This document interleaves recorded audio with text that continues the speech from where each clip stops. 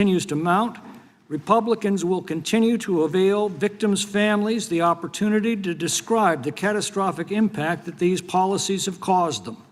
Two of those families will address us shortly. One is the mother of Sheridan Gorman. On March 19th of this year, Sheridan Gorman, an 18-year-old freshman at Loyola University, went to a Chicago park with friends to watch the Northern Lights. Instead, she was shot by an illegal alien from Venezuela, allowed into this country by the Biden administration. Within months of the illegal alien's release at the border, he was arrested for shoplifting. Now, he should have been turned over to authorities for deportation then. Instead, Chicago's sanctuary law released him back into the community where he had no legal right to be, and Sheridan Gorman is dead as a result. A few weeks ago, we heard from the mother of Stephanie Minter, murdered by an illegal alien with dozens of prior arrests, each time returned into the community by Fairfax County officials.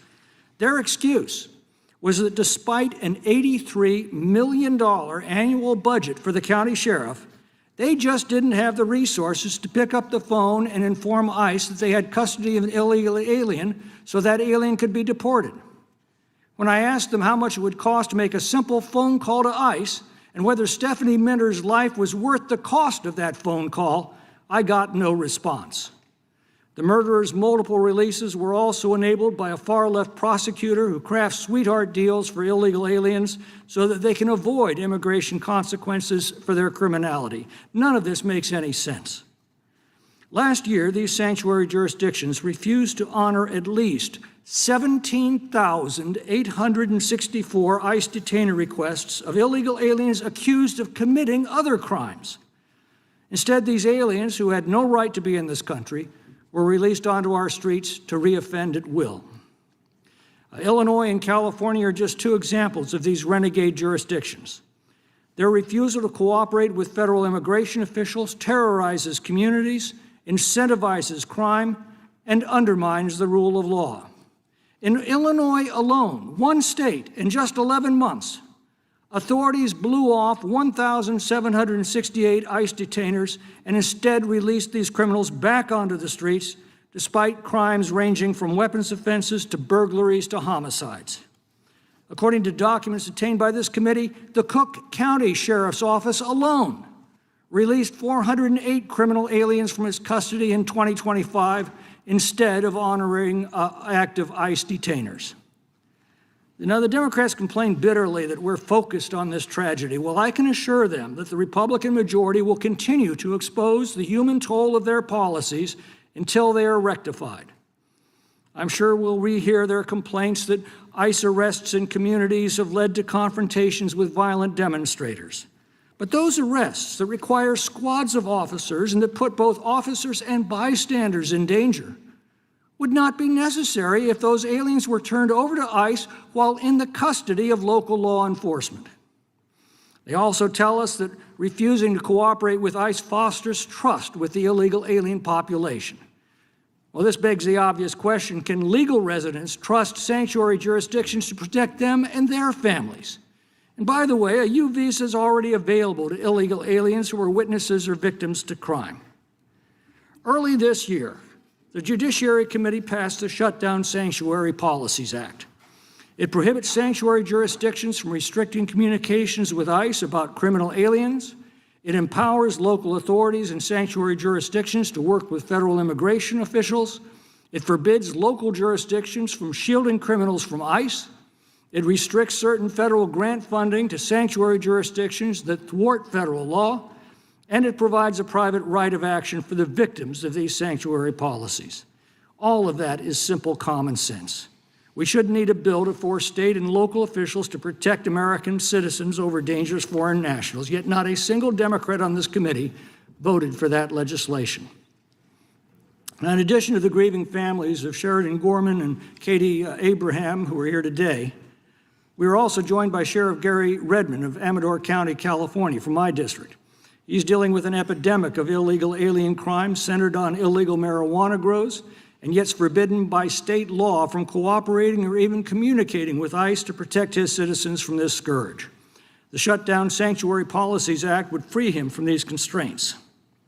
It's inconceivable that such a reckless and dangerous policy as these so-called sanctuary laws could be supported by a major political party. But as we will see again today, that's the current position of the Democratic Socialist Party. Not a fringe element, but the actual elected representatives of that party. I look forward to hearing from our witnesses, and I now yield to the ranking member for her opening statement. Thank you so much, Mr. Chairman.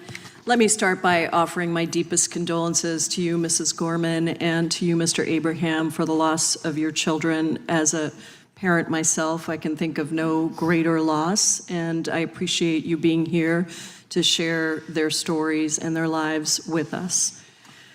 Unfortunately, this hearing is, it's the fourth time in this committee that we've had a hearing on sanctuary cities, the fourth time.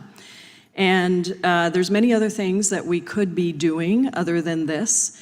I would have loved to have had some hearings on the unconstitutionality of the president's executive order on eliminating birthright citizenship. This is something that the Supreme Court just ruled today in a 6-3 majority was unconstitutional. And yet this was an executive order that caused so much fear and trauma across the country. We could have been discussing that, but we haven't. Instead, we have had this series of hearings that are designed to attack the very trust policies that research has shown over and over again have actually saved lives and kept communities safer by maintaining the necessary and important division between the enforcement of federal civil immigration laws and the enforcement of local criminal laws. This division ensures that people don't fear law enforcement who try to enforce immigration law, and that community members will actually come forward and be witnesses in these prosecutions to report crimes when they happen. The Trump administration, however, has ignored decades of research and has done the exact opposite. They've blurred the lines between immigration enforcement and law enforcement so much that they essentially no longer exist. They've destroyed trust in communities and created fear and even deported witnesses to important crimes so that then those crimes cannot be effectively prosecuted.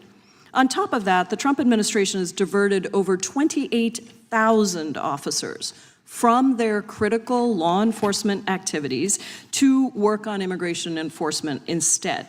This has led to non-immigration criminal prosecutions falling to their lowest point in decades. Gun prosecutions have fallen more than 10%. Investigators worked 33% fewer hours on child exploitation cases. Nearly 1 in every 5 FBI agents has been reassigned to arrest immigrants instead of conducting complex criminal investigations of corruption, espionage, terrorism, cyber attacks, and transnational gangs, all things that are necessary to keep Americans safe. Similarly, around 1 in every 2 Drug Enforcement Agency agents, 2 in 3 Bureau of Alcohol, Tobacco, Firearms, and Explosives agents, and 1 in 5 U.S. Marshals have all been reassigned to immigration enforcement. From within ICE, thousands of Homeland Security investigations, HSI agents, are focused on immigration enforcement instead of their stated mission of combating transnational crimes such as drug and weapons smuggling, child exploitation, and human trafficking.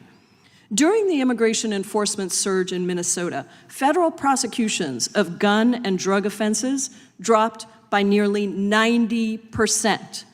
90%. DHS's former chief of staff says that as a result of all of this, our government is, quote, asleep at the wheel and less prepared to stop terrorist attacks than at any point since 9/11. For what? For what? What are the results of that? Arrests of immigrants without a single criminal conviction surged by 770%. And these immigrants of all immigration statuses get locked up or deported or disappeared at tremendous cost to you, the taxpayers, and to the traumatized communities that are left behind. That's not a public safety agenda. That's a public safety disaster. So let's just remind people about what this immigration enforcement strategy of this administration has led to. Under Donald Trump, ICE doubled in size. Instead of funding Americans' health care or housing or childcare, Republicans poured over $210 billion into ICE and CBP. DHS officers killed 2 U.S. citizens in cold blood in Minnesota. Have we had a hearing on that? No, we haven't. They beat and detained countless U.S. citizens for exercising First Amendment rights and broke down doors without a warrant in violation of the Fourth Amendment. ICE has imprisoned 400,000 people just in the interior of this country since Trump came in. Parents, children, military veterans, U.S. citizens, people on valid visas, and people who have never committed a single crime. The private prison companies who incarcerate these people get massive profits. They turn around and then contribute to Republicans and Trump's campaigns while maintaining the most horrific conditions inside the prisons that have led to a record 51 deaths in ICE detention just since President Trump took office. So what does all this do for Americans? It hurts them. Their communities get torn apart, their kids lose friends, their businesses suffer from lack of workers, and guess what? Americans actually lose jobs due to harsh immigration enforcement. The Brookings Institution looked at increased ICE enforcement in 86 metro areas in red and blue states and found that up to 297,000 American-born workers have lost their jobs as a result of ICE's increased enforcement. That all needs to stop.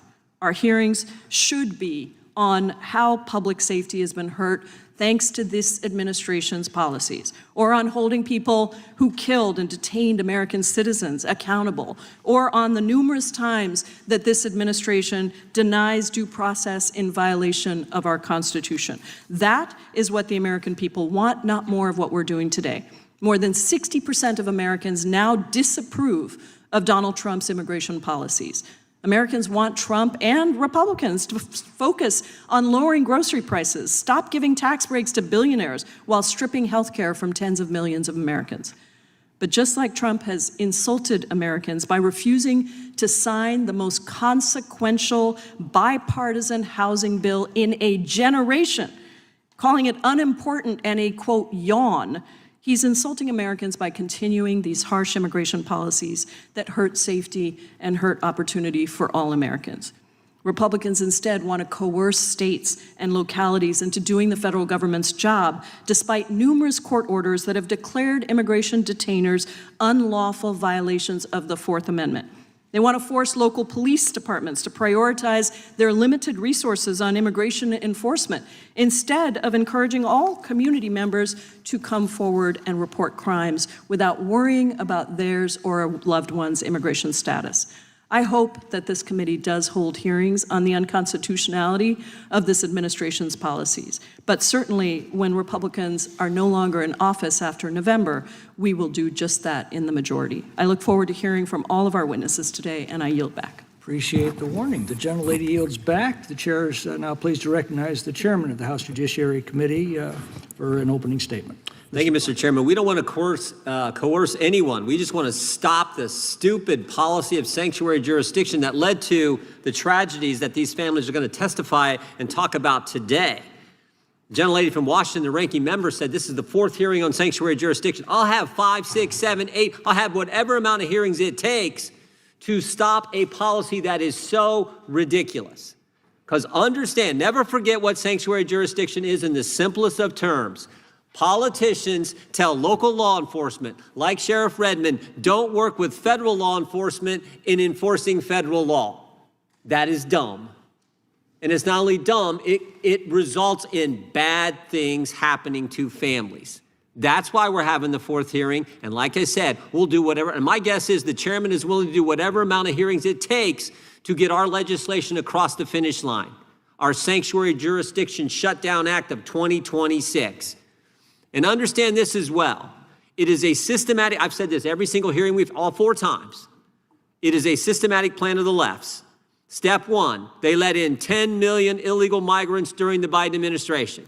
Oh, no border, just let in 10 million people. Step 2, create sanctuary jurisdictions all over this country. 18 cities, 11 states, 3 large counties, like Fairfax County, where the prosecutor there gives special deals to migrants who commit crimes, Unequal treatment to Americans, frankly. Let in 10 million, create sanctuary jurisdictions, 18 cities, 11 states, 3 counties, and the District of Columbia. And then step 3, don't pay the guys who do the enforcement. Don't pay ICE. They did that for 110 days. They wouldn't fund the guys who do the enforcement. That is their systematic plan. And that you add the 4th step in, these crazy prosecutors, soft on crime prosecutors, who when an illegal migrant commits a crime, they won't work with federal law enforcement, let the guy back out, and he does bad things. Just ask Mrs. Gorman. She's going to talk about that. That is what, again, I just cannot fathom why a party would embrace that mindset, that approach. So God bless Chairman McClintock. He's the sponsor of that bill. It's a good piece of legislation. We need it to pass the House, get to the Senate, get to the President, and sign it so we can stop this nonsense that has led to such tragic things. With that, I will yield back. And again, I want to thank our witnesses for the work, Sheriff, the work you do, the families who've lost. God bless you. Thank you for being here. It's not easy, I know, but thank you for coming. And I know your member appreciates it, particularly Ms. Gorman, for you being here as well. And with that, I'll yield back to the chairman of the committee. The gentleman yields back. I now recognize the ranking member of the full committee, Mr. Raskin, for his opening statement. Well, thank you, Mr. Chairman, and thanks to all of our witnesses for being with us today. I especially want to thank Mr. Abraham and Mrs. Gorman for coming to speak about their beloved daughters who were criminally and savagely stolen away from their families. As a father, I too know the pain and devastation of losing a child, and my heart goes out to you and to your families. Anyone who commits a crime must be held accountable swiftly and completely. And immigrants, whether lawful or undocumented, who commit violent crimes must be deported at the end of their criminal sentences. Furthermore, we must end the polarization and dysfunction in Congress so we can pass comprehensive, common sense immigration reform. We need to make it a whole lot harder for people to enter the United States unlawfully and a whole lot easier to enter the United States legally. Can we agree to an agenda around that? And yet, instead of working with us on basic common sense reforms to make dreamers lawful residents, to fortify the border, to expand the categories for admission of lawful immigrants, and to make sure DHS and ICE are properly focused on following the law and pursuing their basic self-proclaimed mission of keeping us safe from the worst of the worst, our colleagues are conducting an endless series of hearings on sanctuary cities. This is our 4th such hearing. And I'm not sure Republicans have even come to any agreement on what they mean when they use that spooky term. Last year, Trump's Department of Homeland Security published a list of nearly 400 counties that it classified as sanctuary jurisdictions. This caused an uproar with dozens of conservative sheriffs across the country. Their counties were named sanctuary jurisdictions simply because they had strong policies on upholding states' rights and rejecting unfunded federal mandates, and strong policies against conscripting state and local officers to execute federal duties. Stunned by this response, DHS removed the list days after it was published because a list of sanctuary jurisdictions defying the feds could not possibly include so many conservative sheriffs from red counties who drew a strict line around on how much of their locally raised tax revenues and resources they should have to spend carrying out the federal government's immigration enforcement agenda and other constitutional responsibilities when the federal government has a budget far larger than they do. Well, this was a telling collision between Republicans and Republicans. For decades, conservatives argued that the federal government could not impose unfunded federal mandates on localities or boss around state and local officials to force them to do the work of federal officers charged with enforcing federal laws. They even succeeded in the Prince case in 1977 to convince a conservative Supreme Court majority to hold that the 10th Amendment invalidated a provision in the Brady Handgun Control Act, which purported to compel sheriffs and police chiefs to conduct background searches on prospective gun buyers. Justice Antonin Scalia found for the majority, a 5-4 majority, that this provision violated the 10th Amendment, which prevents the federal government, he said, from commandeering state and local officers to use their official time and their local resources to implement unfunded federal mandates under the direction of federal officers. Justice Scalia asserted that this constitutional prohibition in the 10th Amendment was categorical. He was unmoved by the heartfelt claims that the failure to integrate local sheriffs and local police into the federal machinery of gun policy enforcement would result in more gun violence, more death, and more injury. The feds must enforce their own laws, Justice Scalia said. So this is precisely the same mistake which I think our friends across the aisle are making here. We've heard from some of the jurisdictions dragooned into Congress on their official time and their official salaries to participate in this endless sequence of repetitive hearings that they would notify, and they do notify federal authorities of when any immigrant prisoner is set to be released from local jail. And if asked, they arrange for them to be picked up and handed over right away to immigration authorities. No jurisdiction has given them a problem about that.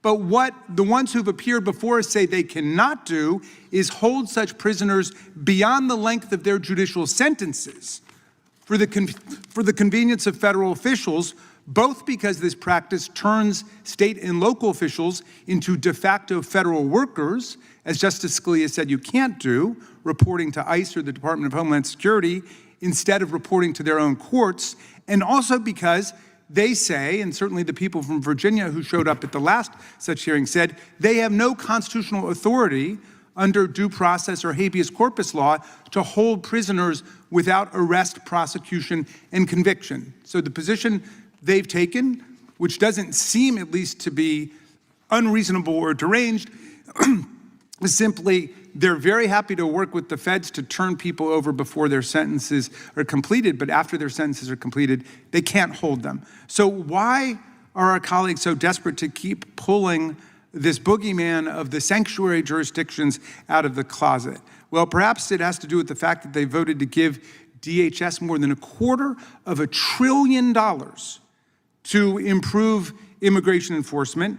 And America has watched as the Department of Homeland Security has used this staggering pile of money to waste on luxurious private jets for the secretary, complete with bedrooms and bars, on overpriced and ultimately useless industrial warehouses to detain human beings that are now being sold off at a massive loss to the taxpayers, on a glitzy $220 million public relations horseback photo shoot and ad campaign for a glamorous Department of Homeland Security secretary who called the slain citizens Alex Preddy and Renee Good terrorists.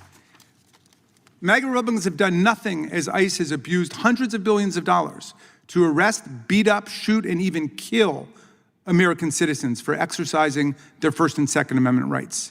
They've allowed ICE to ignore its duty to keep us safe from the worst of the worst, and instead gone after kids and parents coming home from kindergarten, rape survivors who just finished testifying in court, and volunteers at Catholic church soup kitchens. ICE's indiscriminate and chaotic immigration enforcement has also undermined the ability of state and local prosecutors and law enforcement to keep their own communities safe and to deliver justice to victims of crime. They are deporting crime victims as well as key witnesses and informants without any notice to state or local police and prosecutors. As a result, investigations are being thwarted, criminal trials are being thrown into disarray, and American communities are less safe. House Judiciary Democrats put out a report called Acquitted by Removal, How Trump's Mass Deportation Agenda Abandons Crime Victims and Allows the Perpetrators to Avoid Justice, which I recommend that all of you check out. Not only is DHS not making our communities safer, it's making us worse off. A recent study found that the metro areas most targeted by ICE in both red and blue states had suffered losses of nearly 670,000 jobs, up to 44% of which were held by American citizens. The immigration roundup is profoundly costly to our communities. The administration's attacks on so-called sanctuary jurisdictions are hurting Americans from all walks of life. One can only regard with amazement the fact that rather than own up to this disastrous record, my colleagues are trying to change the subject and blame the failures of the Department of Homeland Security, not on Kristi Noem and her dysfunctional accomplices and successors, but on the state and local jurisdictions, which did not create the problem, have no real power to address it, and are constitutionally protected from being impressed into service, as Justice Scalia said, by an illegal commandeering policy passed by Congress. DHS has 250,000 employees and a budget larger than that of 150 countries on earth. It has over 80,000 sworn law enforcement officers, more than the number of officers in New York, Chicago, LA, Houston, DC, Las Vegas, and Dallas combined. But despite all of that, our colleagues think that state and local jurisdictions should be using their money and their funds to do the Department of Homeland Security job for them. If our colleagues are serious about public safety, they should join us in imposing guardrails on ICE to refocus their energy on going after the worst of the worst and to ensure that they respect the fundamental rights of every U.S. citizen. They should reinvest in public safety programs that the administration has cut, that supported local law enforcement, assisted victims of crime, and gone after organized crime drug traffickers. And they should push back on the president's shocking abuse of the pardon power, which has allowed drug traffickers and international narco dealers and criminal fraudsters to walk free, depriving victims and taxpayers of nearly $2 billion in unmet restitution. Last Congress, we came together to craft a bipartisan border security bill. President Biden agreed to sign it, but then candidate Trump blew up the deal because he wanted a crisis to run on more than he wanted an actual solution. Sadly, since then, our colleagues have been doing more of the same, holding hearing after hearing on the same topic, failing to pass their signature border bill or even their bill to coerce and commandeer sanctuary cities to do their bidding. I look forward to hearing from our witnesses today and hope that we can rejoin together in doing the work of the American people. Thank you, Mr. Chairman. Without objection, all other opening statements will be included in the record, and we'll now introduce today's witnesses. By the way, I'll note that permitting off-committee members to introduce witnesses is not something our committee normally allows. I'd ask the members, please focus their remarks on introducing the witness and refrain from making a broader speech on the topic of today's hearing. So I'll begin by recognizing Ms. Miller to introduce Mr. Abraham. Thank you, Mr. Chairman. I'm honored to introduce my friend and fellow Illinois resident, Joe Abraham. 1 year ago, Mr. Abraham sat in the House Oversight Committee hearing as Illinois Governor J.B. Pritzker defended his administration's sanctuary policies. I had the opportunity to address that committee and question the governor. I will never forget seeing Mr. Abraham in the room, a grieving father seeking answers after losing his daughter to a tragedy that was entirely preventable. As he will share with this committee, the Illinois governor's refusal to enforce our nation's immigration laws contributed to the death of his youngest child. Katie Abraham, who has been described by her father as having a beautiful soul and a large personality, was killed in the early hours of January 19th, 2025 by an intoxicated illegal alien who crashed into the car carrying Katie and her friends. Despite unimaginable grief, Joe Abraham chose courage over silence. He has become a powerful advocate not just for Katie, but for families across America who believe their voices are being ignored, and for the victims whose stories deserve to be heard, and for Americans who expect their government to fulfill the most fundamental responsibility to protect its own citizens. You could not have picked a better witness, Mr. Chairman. Joe will provide this committee with a firsthand account of the consequences of the left's sanctuary policies and why we must never forget its victims. Mr. Chairman, thank you. Gentlelady yields back. Now recognize Mr. Lawler to introduce Mrs. Gorman. Thank you, Mr. Chairman, and thank you for having me at this important hearing. I'm here today to introduce Jessica Gorman. Jessica should not be here today. She should not be testifying before Congress. She should be back in New York with her daughters, Madeline and Sheridan, enjoying a quiet Tuesday afternoon in the summer. But unfortunately, Jessica is here with us today. And she's here because just a few short months ago, her beautiful daughter, Sheridan, was shot and killed in Chicago by an illegal immigrant. I cannot say it loud enough or clear enough, but this nation and this Congress owes you an apology. We are sorry to you, to Tom, and to Madeline. I didn't know Sheridan personally, and that's a tragedy. But I know her family, and I know the Yorktown community. I know that she was a kind and compassionate young woman who cared about her community and had a bright future ahead of us. And I know without a doubt in my mind the incredible things she would have done with her life should she had been given the chance. Her murder was senseless. It should not have happened. Our immigration policies exist for a reason, and they should have been enforced. Sheridan would still be with us today, and Jessica would not have to testify before this panel. Our immigration laws facilitate legal immigration processes to ensure that good, smart people can come into this country, assimilate, and contribute to our communities, while also ensuring that criminals who break the law do not get to stay. Their jobs are made infinitely harder when places like New York and Chicago blatantly disregard existing law and provide safe harbor to criminals. Sanctuary policies Mr. are Chairman, the reason. point of order. why- This is a Gentlemen will statement, suspend. not an introduction. Lady's point is well taken. Gentleman, please confine his remarks to the introduction. Thank you. Back in May of 2023,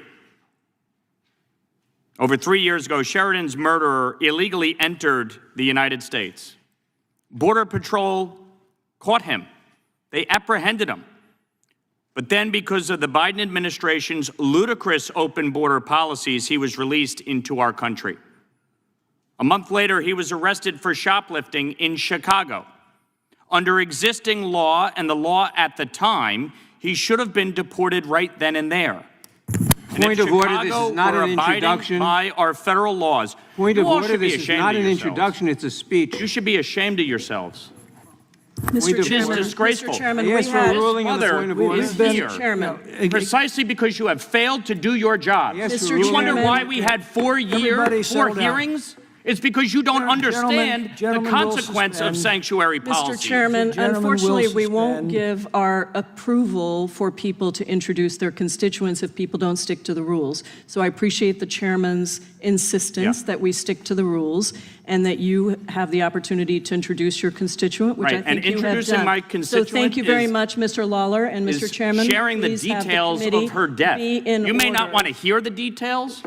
It may be an inconvenience to Mr. you, Chairman. but these details matter. The gentleman will suspend. We have an agreement with the minority that the introductions will be introductory only. So if I could just ask for the gentleman to make that introduction and conclude. Sure. When you send your kid to college, you should be worried about making sure they go to class, or hopefully that they have a nice roommate, or how to help them get a summer internship. Not worried that illegal immigrants are shooting them while they're out with their friends looking at the northern lights. It is shameful that we are here. Not because this is the 4th hearing, but because we need to have 4 hearings to make people understand the real-life consequences of the disastrous sanctuary city policies. So while some of my colleagues may not want to hear the truth, the same outrage you feel about Renee Good andAlex Preddy, Mr. you should Chairman, feel about would you Sheridan Gorman please and end Laken Riley this- and every Angel end this family in statement? this country. I do feel that Unfortunately- outrage. You do not, Do you, because if you did, do you you would feel, not support do you sanctuary feel the jurisdiction. outrage about You Alex should be Preddy and ashamed Renee of Good? yourself. You should be ashamed You don't of belong in yourself, this committee. Jamie. You should get the hell You're a out of disgrace. here. You don't understand the You're a rules of the committee. disgrace. You don't understand the Constitution. You're a Mr. disgrace. Full of Raskin, it. Mr. You're Raskin, an absolutely full of absolute it. disgrace Raskin, supporting get a hold of sanctuary yourself. Say policies. one word about about Get rid of say one sanctuary word about Alex Reddy. I and they do did. it. I Oh, wrote a really? whole New York Times op-ed about it. You should be then absolutely follow the ashamed rules of of the yourself committee. for Mr. not Chairman. opposing The committee will be- sanctuary policies that resulted in their daughter's death. The committee will be in order. Mr. Chairman, I We're just going want to to- say we will not allow, thanks to Mr. Lawler's outrageous outburst, we will not allow this to happen again. This We was an will- agreement we between will the proceed. chair and the ranking member, and unfortunately, you're not able to We will control your proceed. members, so it is time for us to proceed. Your opening We will statement was proceed- outrageous. we You will should be ashamed of proceed in yourself. order. I yield back. Get off of it. Let's try to conduct ourselves in a civil manner. Speak that to your member, Mr. Chairman. We have two other introductions to make, which I think will go a little more smoothly. One is Ms. Sarah Pierce, who's the Director of Social Policy at Third Way. She previously worked at U.S. Citizenship and Immigration Services and has served as Senior Counsel for the Senate Committee on Homeland Security and Governmental Affairs. Ms. Pierce has a bachelor's degree from Grinnell College, a master's degree from the Elliott School of International Affairs, and a law degree from the University of Iowa College of Law. And finally, we have Sheriff Gary Redmond, who's been the sheriff of Amador County, California since 2021. He's a veteran of the U.S. Air Force. Sheriff Redmond's career includes service with the Los Angeles Police Department and nearly 3 decades with the Amador County Sheriff's Office. He's a graduate of the Sherman Block Supervisory Leadership Institute and the Federal Bureau of Investigation's National Academy held in Quantico, Virginia.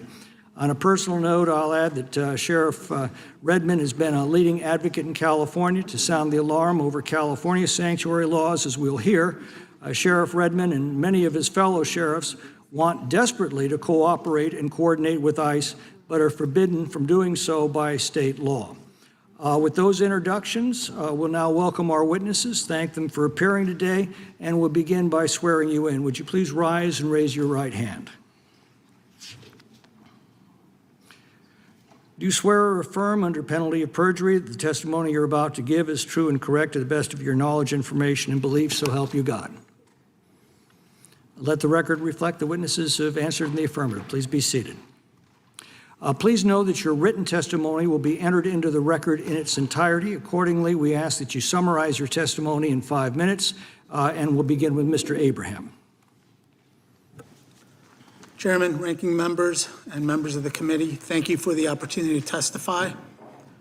For most Americans, January 19th, 2025 was just an ordinary day.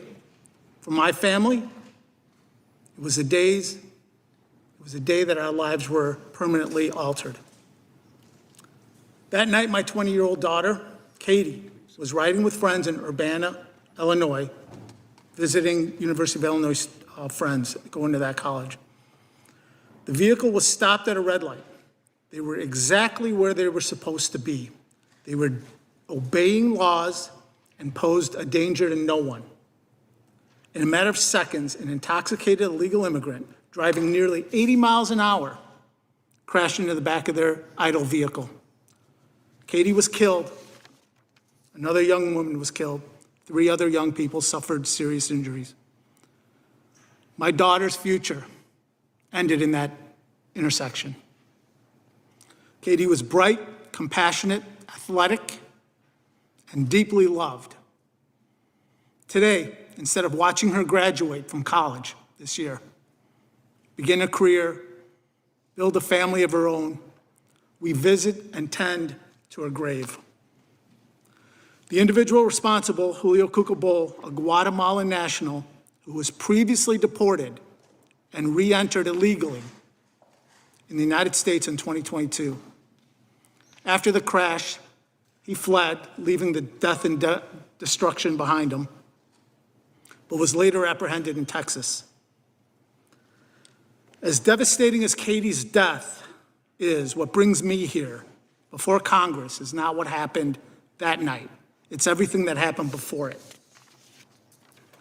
A previously deported individual illegally returned to the United States, remained here, obtained an Illinois driver's license, and ultimately killed 2 women. Those are not my opinions, those are facts. During court proceedings, Bohl testified through an interpreter that he could not read, write, or speak English or Spanish. He communicated primarily with Kaichi, an indigenous Mayan Guatemalan language. Imagine the struggles of translators there. Yet he was issued a valid Illinois driver's license, which raises serious questions. How was competency evaluated?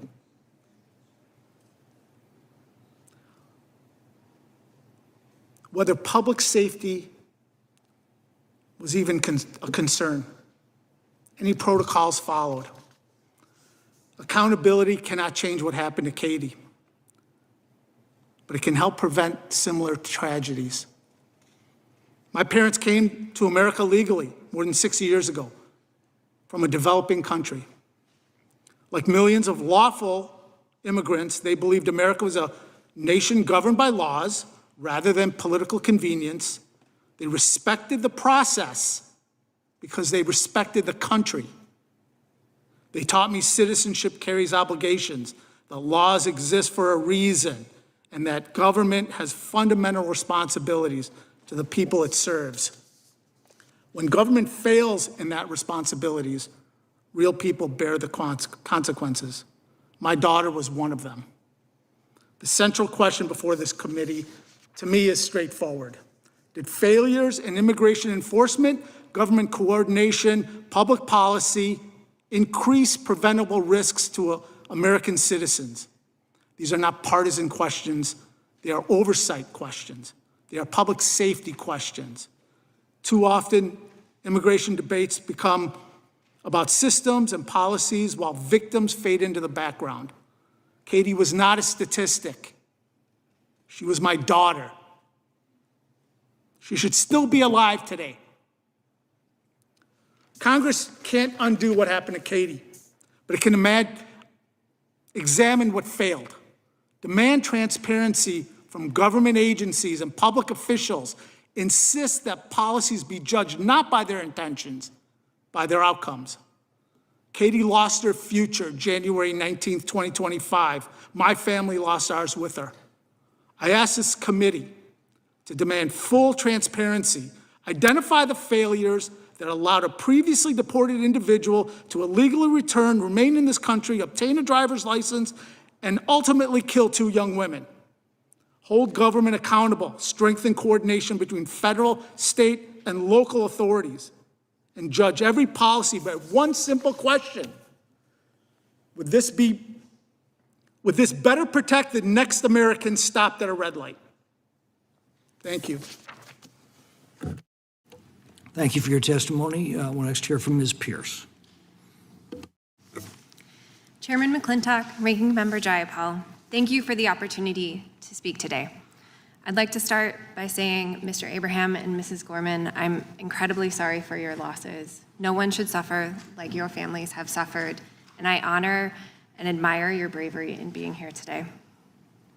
My name is Sarah Pierce. I'm Director of Social Policy at Third Way. Third Way has a long history of saying things that both Democrats and Republicans dislike, so let me start there. The Biden administration's border policies were inexcusable. The Trump administration's interior enforcement policies are also inexcusable. My testimony today focuses on why.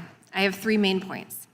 First, sanctuary policies do not prevent ICE from enforcing federal law.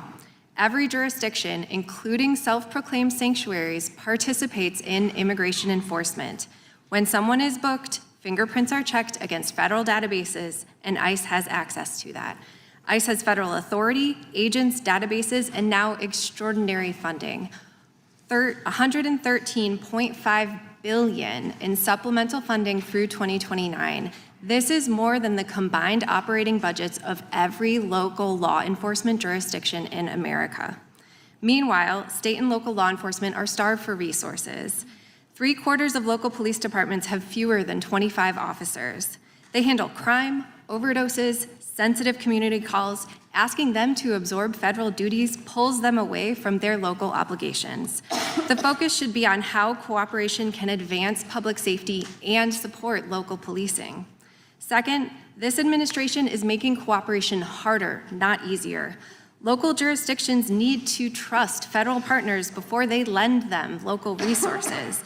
Yet this administration has treated skeptical jurisdictions as adversaries to be punished, not partners to be persuaded. This administration has threatened funding, filed lawsuits, and accused entire jurisdictions of protecting criminals. ICE's tactics have deepened this trust deficit. The public cannot distinguish between police and ICE, especially when ICE is wearing police markings. When federal operations are chaotic, abusive, or deadly, local police are left to repair the damage. Third, this administration's own decisions are making Americans more vulnerable to crime. Federal law enforcement are abandoning serious work in favor of immigration enforcement. In San Francisco, federal drug dealing prosecutions fell by more than half after federal agents were redirected to immigration enforcement. In Minnesota, Hennepin County's top prosecutor said federal agents were bringing criminal cases to her because they were too busy with immigration work. In addition, tens of thousands of federal agents with specialized experience in child exploitation, human trafficking, arms trafficking, and violent crime have been diverted from their primary public safety missions to instead focus on immigration enforcement. That's especially dangerous for child exploitation cases which require specialized resources and personnel. When those agents get reassigned, children wait longer to be found, and predators get more time to harm them. The Department of Justice is also weakening public safety infrastructure by delaying and canceling grants. Each year, the Department of Justice grants billions for police hiring, prosecutors, and victim services across the United States. Congress provided more than $4.5 billion for fiscal year 2025 grants from the Department of Justice's Office of Justice Programs. But now, 9 months later, less than half of that has gone out the door. Notably, for the majority on this committee, the states you represent are missing $163 million in congressionally authorized public safety funding from last year. That money still has not gone out to Alabama, Arizona, California, Kansas, Missouri, New Jersey, North Carolina, South Carolina, Texas, and Wisconsin. The administration has also terminated more than $820 million in public safety grants, cutting initiatives on rural crime, officer safety and wellness, anti-terrorism training, and more than half of federal gun violence prevention funding. For grants that are going out, new ideological conditions related to political priorities like vaccines, gender ideology, and protection of public monuments are discouraging applicants from even applying. I urge this subcommittee to broaden its oversight and stop treating sanctuary fights as a substitute for all public safety oversight. Demand a course correction, restore the grants to your own states. Stop diverting specialized agents from serious crime, and rebuild trust that local law enforcement need. Thank you, and I look forward to your questions. Thank you for your testimony. We'll next hear from Sheriff Redmond.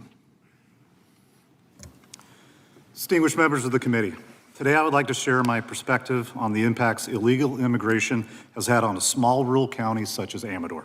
Located in California's Gold Country east of Sacramento, Amador covers 594 square miles and is served by just 54 sworn deputies and approximately 40 correctional deputies. Providing public safety services across such a large geographic area presents unique challenges. From 1999 through 2015, I served 8 years as a SWAT operator and another 8 years as the SWAT team leader responsible for high-risk search warrants and tactical operations. During that time, many large-scale illegal marijuana cultivation operations in Amador and neighboring counties were controlled by the Mexican drug cartels. These organizations frequently utilized individuals who had been smuggled into the United States to work at cultivation sites. Many of these individuals were armed and on occasion have engaged law enforcement officers. These operations pose significant risks not only to law enforcement personnel, but also to the public. Amador attracts more than 20,000 visitors annually to its streams, rivers, lakes, hiking trails, and campgrounds. Hikers and outdoor enthusiasts have encountered illegal cultivation sites and armed individuals.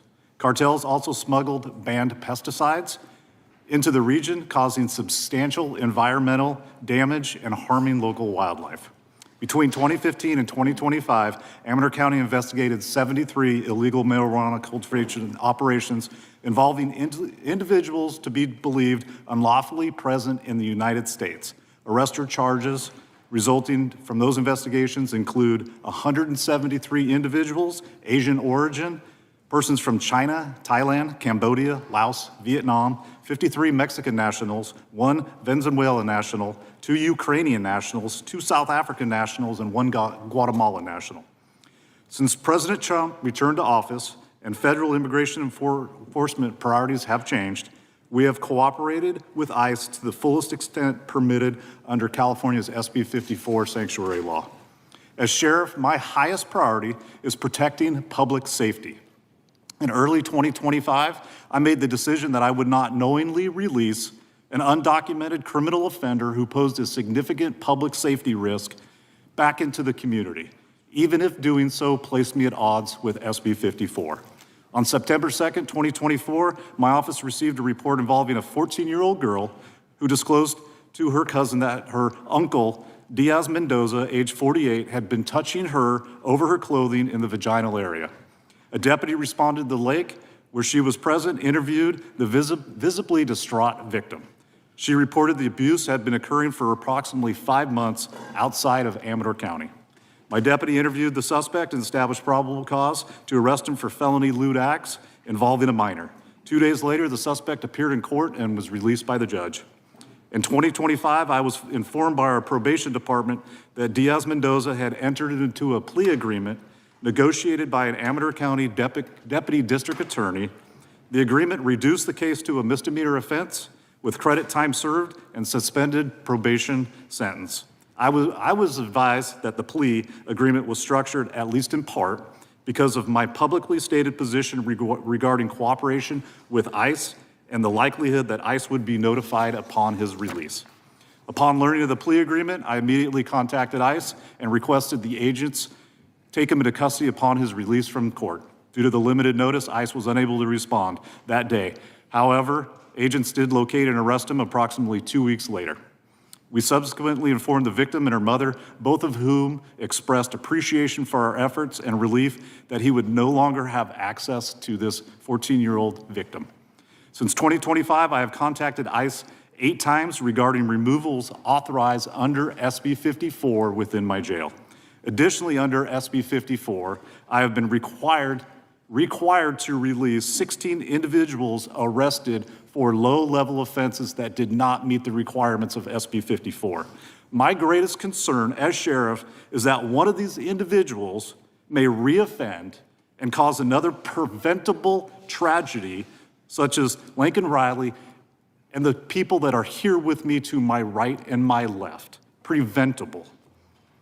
In my view, public policy should prioritize accountability for criminal offenders, protection for victims, and the safety of law-abiding citizens. I believe it is long overdue that we place greater emphasis on victims' rights, hold offenders accountable, and ensure that public safety remains our highest priority. Thank you.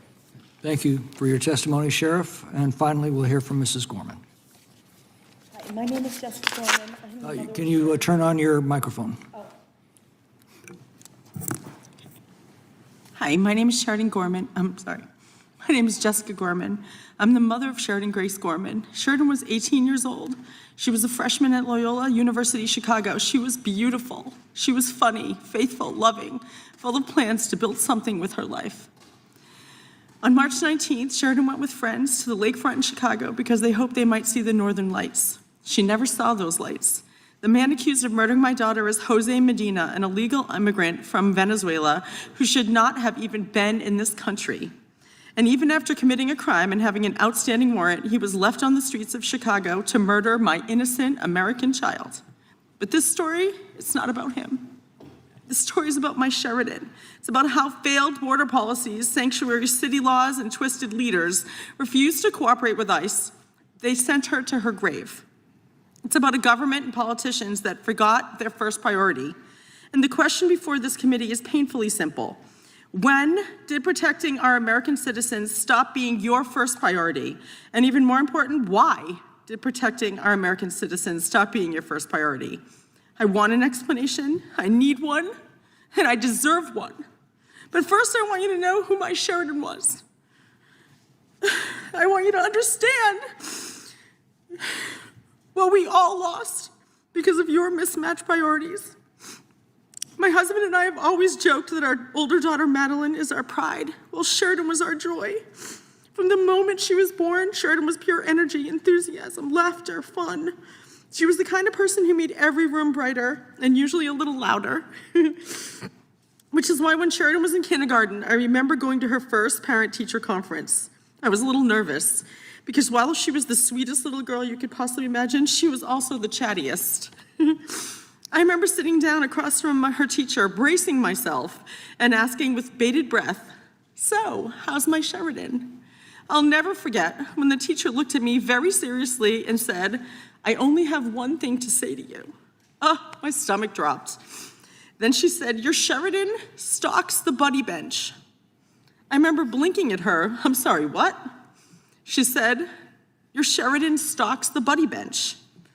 I was totally confused and I asked, is that a good thing or is that a bad thing? And what exactly is a buddy bench? And the teacher smiled and said, "It's a beautiful thing." She explained that they had a bench in the play yard. She said that not all kids are as outgoing and confident as your Sheridan, so the children were told that if they wanted to play or if they felt lonely, left out, shy, they could sit on that bench.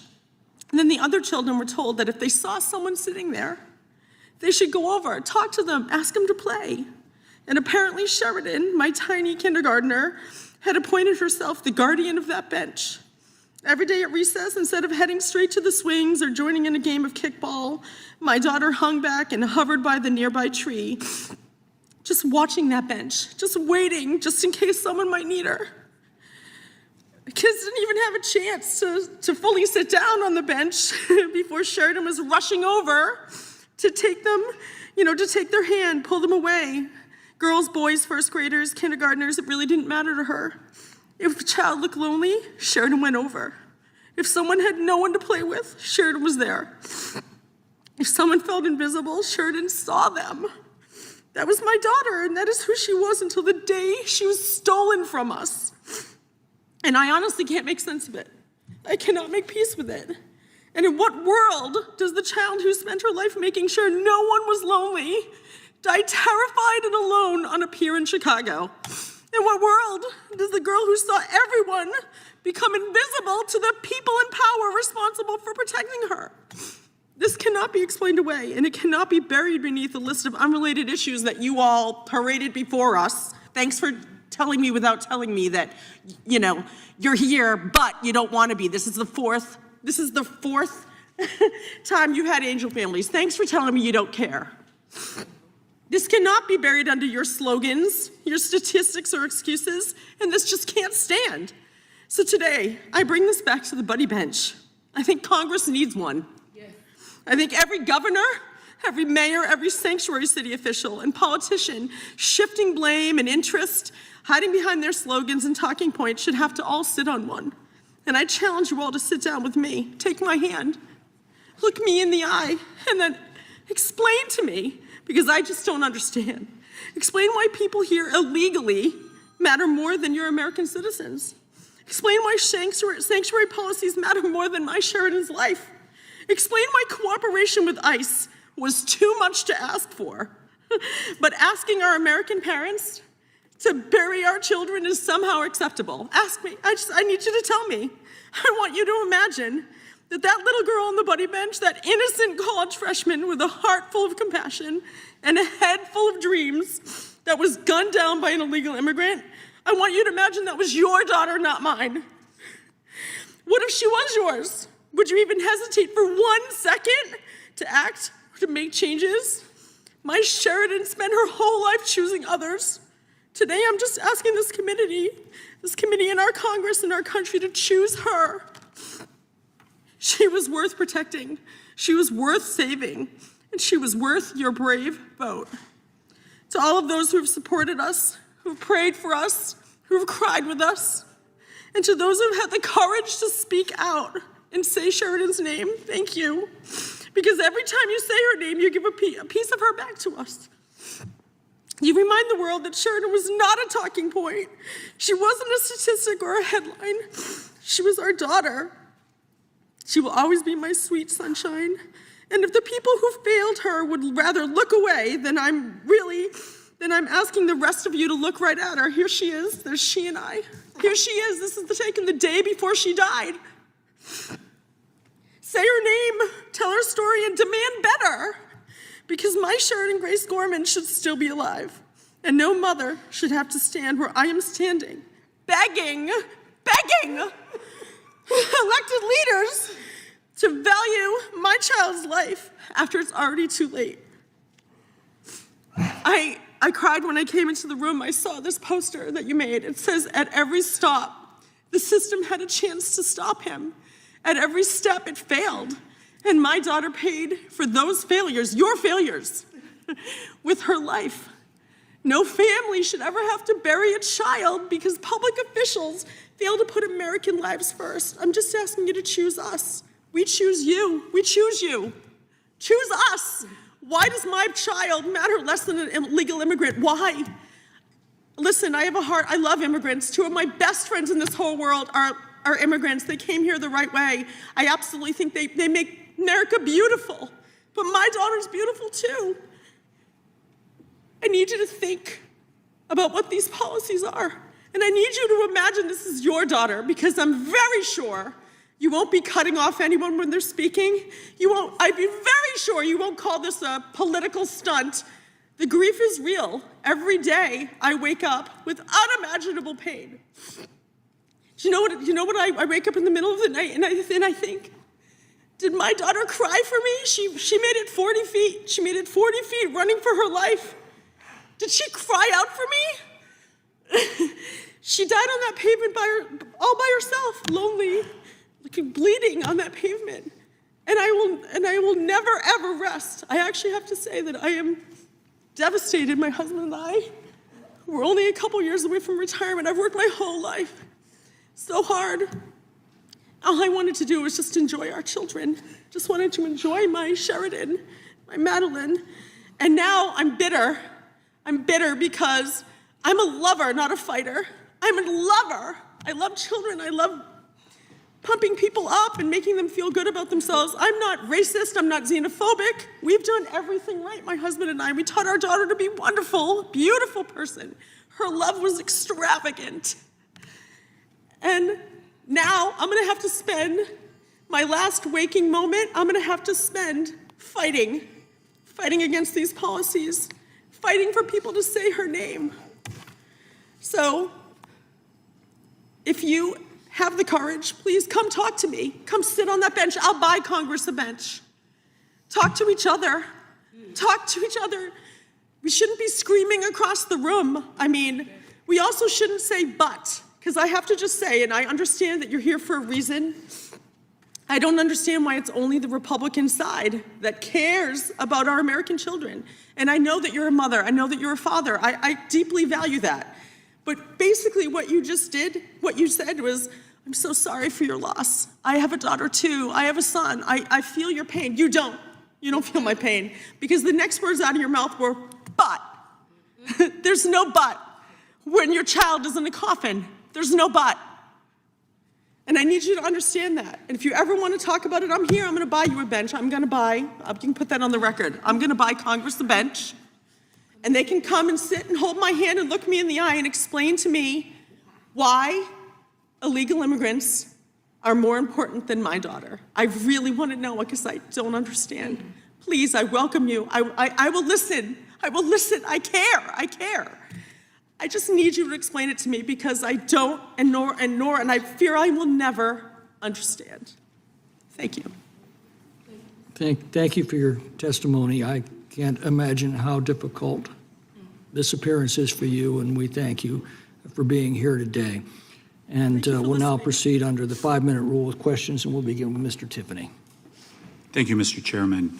Thank you, Mr. Abraham and Mrs. Gorman, for being here. We are proud to cite the names of Sheridan and Katie here before this Judiciary Committee hearing. And Mrs. Gorman, would you say you, your neighbors, and your community are safer when a government protects violent criminals and illegal aliens over Americans? No. Same question, Mr. Abraham. No, they're not. Mrs. Gorman, do you believe that your state or this country is safer when criminal illegal aliens are released into our streets? No. Mr. Abraham? No, not at all. So in my home state of Wisconsin, we had a terrible situation, not unlike what you're experiencing, where there's a sanctuary community, Dane County, that allowed an illegal immigrant from Venezuela, let him free, and he was arrested over 100 miles away in a little community, Prairie du Chien, Wisconsin. The charges were domestic violence, sexual assault, child abuse, and strangulation. Fortunately, the woman did not die, but it had to be horrific. So when thinking about that we should be concerned with neighboring communities, should places like Missouri and Indiana and Iowa and Wisconsin be concerned when there's sanctuary policies that are on our borders that may affect us when we see it happen in our own state 100 miles away from a sanctuary jurisdiction? Should we be concerned, Mr. Abraham, with those policies being carried out in the state of Illinois? If you care about your citizens, you should be concerned. Mrs. Gorman. I sent my daughter to Chicago because I thought it was safe. You hear all the rhetoric in the politics. I sent her there because I thought she was safe. No, she wasn't safe. It never would have even occurred to me that this could have happened. Yes, Mr. Abraham talked about, as a parent, you worry. I worry about car accidents. You worry, that they'll drink too much. You never even conceive that she would be murdered, shot in the back of the head by an illegal immigrant on a pier going to see the Northern Lights with her friends. It's not even something you can even conceive. And I just have to say one thing, because it's been plaguing me.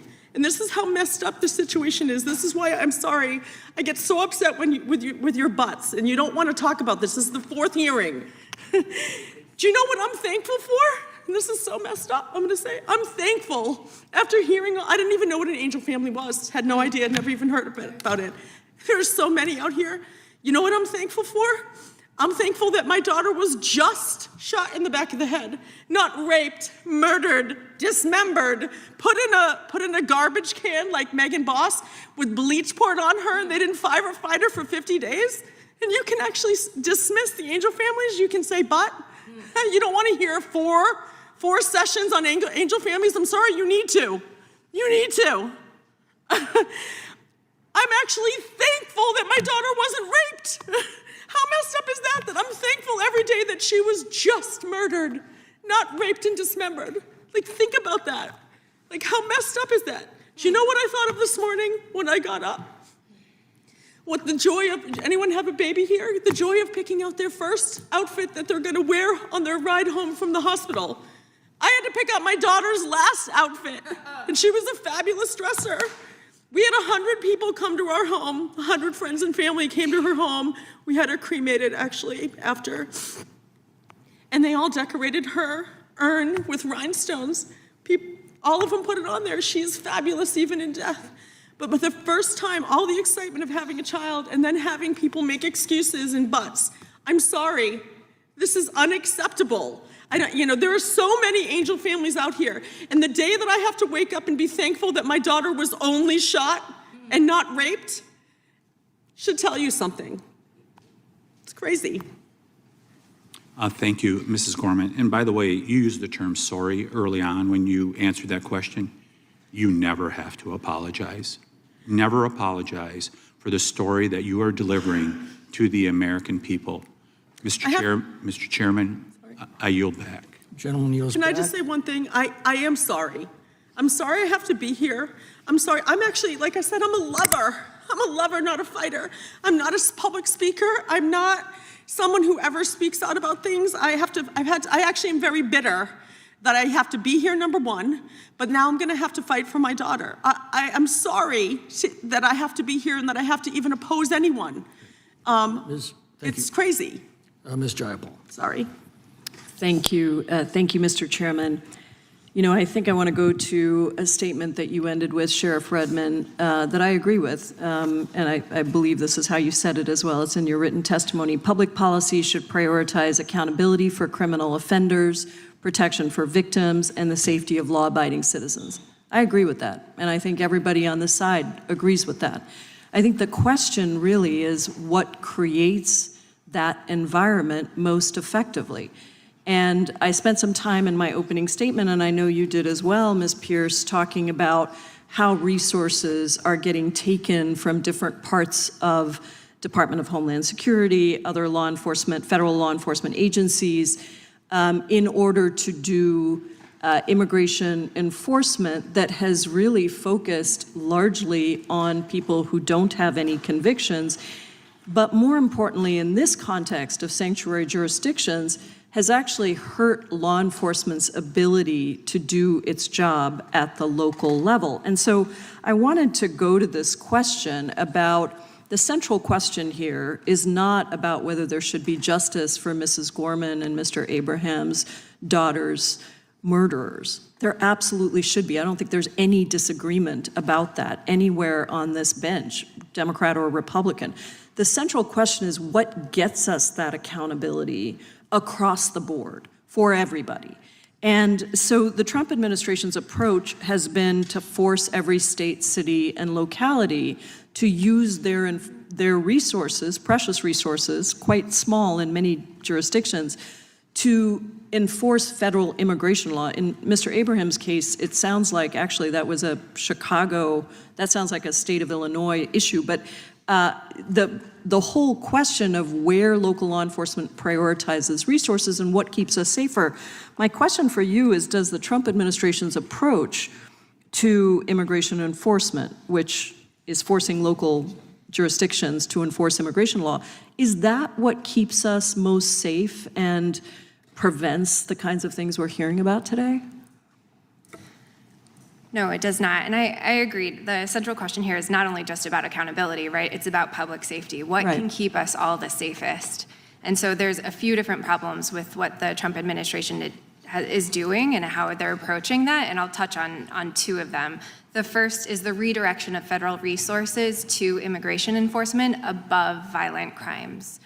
This administration has moved tens of thousands of federal law enforcement officers away from their primary duties of going after human trafficking, of going after child sexual exploitation, of going after cyber crimes, terrorism, violent crime, and instead focus them on immigration enforcement. And that immigration enforcement work, unfortunately, is not focused on the worst of the worst. Rather, it's focused on rounding up as many individuals as possible. So we're neglecting terrorists, and we're instead focusing on individuals who have violated civil immigration law. The second issue is that this administration is bullying jurisdictions to fully cooperate with immigration enforcement, despite those jurisdictions' considerations about their own resources. Police departments have limited resources, and they use those to decide how much and what level of cooperation they're going to give to the Trump administration. Not only that, they need to look at their relationships with their communities. Is a certain level of cooperation with ICE going to harm the trust that they have established with their local communities? Is it going to redirect the priorities that they've decided are best to keep safety in their communities? Those are the things that these local jurisdictions need to decide before they decide what level of cooperation they'll give ICE. And unfortunately, this administration doesn't seem to want to acknowledge that. They would rather bully these jurisdictions into that full cooperation. As well as concerns about how much they would have to pay in lawsuits if what they do is actually unconstitutional. Why is it dangerous to have policies in place? This gets at the community trust piece. Why is it dangerous to have policies in place that prevent huge swaths of the community, both undocumented folks as well as family members or friends of undocumented people who may live in the same household, from feeling secure and calling 911? What happens in that situation to the safety of all community members? So police can't be everywhere, right? They rely on community members to be their eyes and ears, to report crimes, to be witnesses, to provide testimony. And when those individuals are no longer willing to cooperate with the police, when they think that a call to 911 is going to make their lives worse, that means that those police their reach into that network, into the community, is then limited. Thank you. My time has expired. I yield back. Mr. Biggs. Thank you, Mr. Chairman. I thank the witnesses for being here today. Mrs. Gorman, thank you. Particularly Mr. Abraham, thank you. And I appreciate, Mrs. Gorman, the way you called folks across the aisle out. I want to tell you that this isn't just the fourth hearing. We actually had a field hearing in Phoenix, Arizona on this, where we had angel families come in and testify. Do you know how many from Democrats came? Not one. Zero. No one came. They didn't care enough to come to that field hearing. What a shame. Really too bad. They needed to hear what had gone on. I think we had 7 families at that one.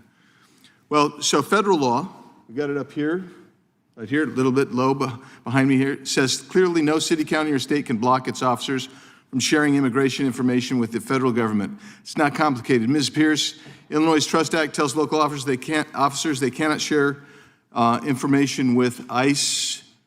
Is that a direct violation of federal law?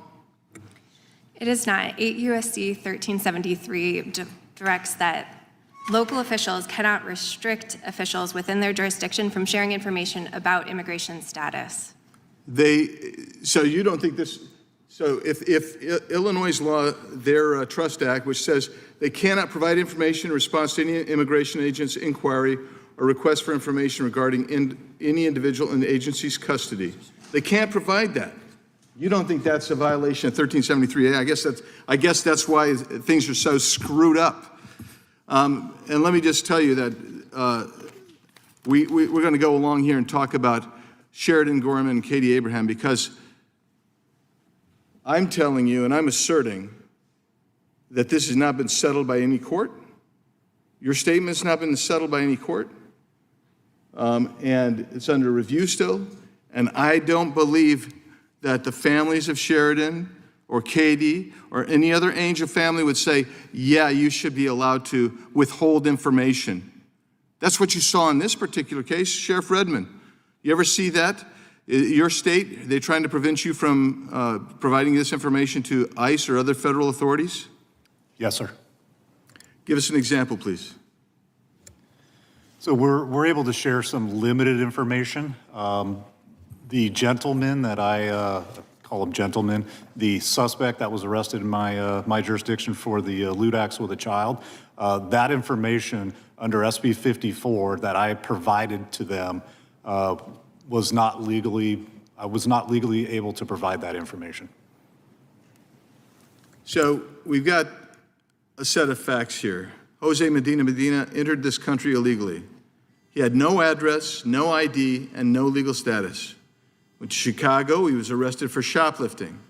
Chicago had him in custody. ICE was never notified. He walked out the door, got an OR, if I understand right, never showed back up for his court date. Nobody went looking for him, because that's the way it is. It's a shoplifting case. Nobody's going to go look for a shoplifter. Less than 3 years later, he shot Sheridan Gorman in the head in a Chicago park. Now you got 8 U.S.C. 1324 makes it a federal crime to knowingly conceal, harbor, or shield an illegal alien from detection. Were those facts met, do you think, Ms. Pierce? When Chicago took Medina into custody, they knew he was in the country illegally. They knew he had a criminal charge pending. They released him back onto the street. Did they shield? Do you think that was shielding? No, sir. When Medina was booked into custody, those fingerprints were shared with the Department of Homeland Security and with ICE. ICE had access to that information. Did they transfer him to ICE? The answer is no. So the question would be, at what point does systematically refusing to notify ICE, knowing an individual is unlawfully present, has a criminal record, cross into shielding someone from detection? That's really the question here. And what you can take that position and say, well, you know what? We just don't think that's right. And that's what a sanctuary jurisdiction does. They say, we're not going to provide that information. If ICE has a detainer, we're not going to transfer them to them, because they want only a criminal arrest warrant. They don't want an ICE hold. They don't want an ICE detainer. They want an actual criminal arrest warrant. Those are two distinctive things. But what you do is you allow a very dangerous illegal alien back onto the street, wreaking havoc in our communities. And that's the piss ant shame of it all. Gentleman's time has expired. Mr. Raskin. Thank you, Mr. Chairman.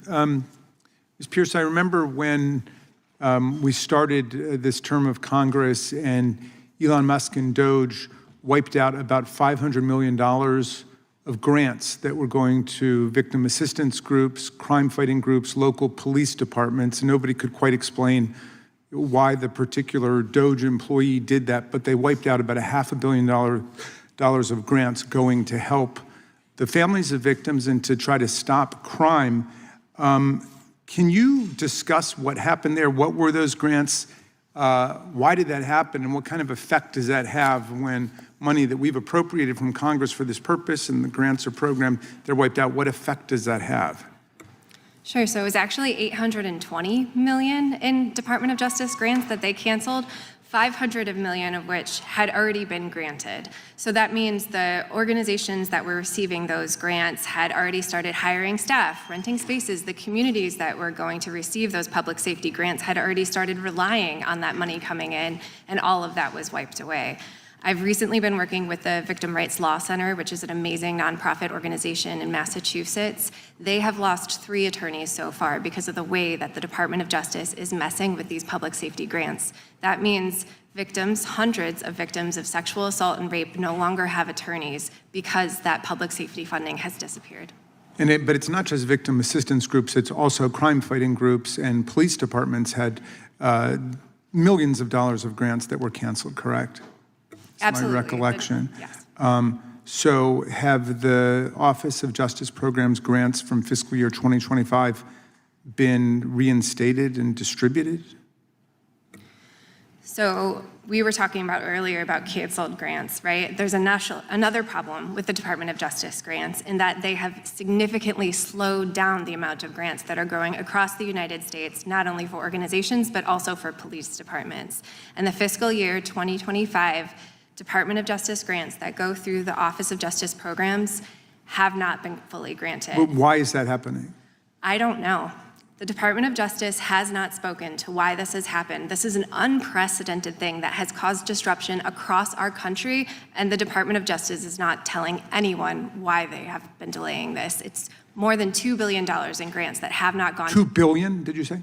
$2 billion. So what would that $2 billion have been able to do for local police forces around the country? It would be used to hire officers. It would be used to train officers. It would be used to support officer wellness programs. It would be used to support resources for law enforcement, such as body cameras, different things that they desperately need. Our system is complex because it's a federal system. So we have national government, Department of Justice, federal policies, and then we have state and local policies. And there you described this tension, this hostility that's creating problems. Can you discuss how jurisdictions normally cooperate with the federal government in different ways? And how does it best work? Sure. So, I mean, talking specifically about immigration enforcement, like I said during my testimony, every single law enforcement jurisdiction across the United States cooperates with immigration enforcement. Every time someone is booked, that information is sent to the Department of Homeland Security and to ICE. And then jurisdictions from there need to decide how much more of their local resources they will lend to ICE and immigration enforcement to help ICE do its job. Okay. Will you just help us understand the different resources that are available to the federal government and then to local government police forces? Sure. So as I said during my testimony, this Congress has provided ICE with $113.5 billion to do their job, to enforce immigration law in the United States. And that is more than the combined annual operating budget of every single local law enforcement jurisdiction in America. So we're talking about local police departments that have limited amount of resources, and their primary duty is public safety. Their primary duty is not immigration enforcement. Meanwhile, we have a federal agency who has a budget larger than all but 4 militaries in the world, and their primary duty is civil immigration enforcement. So what would you suggest we work on a bipartisan basis in Congress in order to reduce criminal violence by undocumented immigrants, but in general, because there are people suffering these tragedies generally across the country? What can we do to bring down the crime rate generally and all of the violence?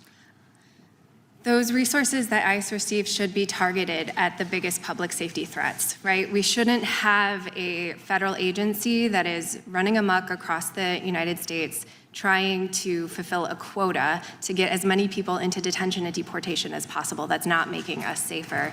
In addition, we need a federal government that's willing to work with local law enforcement jurisdictions. We have had ICE in the past have compromise and communication be their primary driver when they're working with local jurisdictions. That goes a lot farther than the bullying that we're seeing from this administration. That only increases the distrust that we're seeing at the federal level, between the federal level and the state and local level. Thank you. Yield back, Mr. Chairman.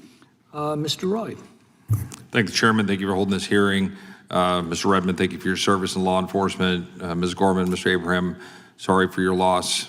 I've gotten to know all too often too many angel families, too many people in my home state of Texas who have lost loved ones due to the absolute abject failure of leaders in both parties, to be very clear, but I'll be a little partisan here, and very specifically the previous administration in particular and my colleagues on the other side of the aisle, and their absolute refusal to secure the border. And Ms. Gorman, it struck me that you noted that we had this poster, and it alluded to the extent to which the federal government in particular and law enforcement in this country failed you and failed your daughter, more importantly, at multiple levels across the board.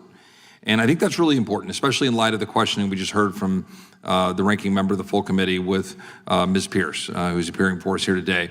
Ms. Pierce, now you worked previously for USCIS in the previous administration, is that correct?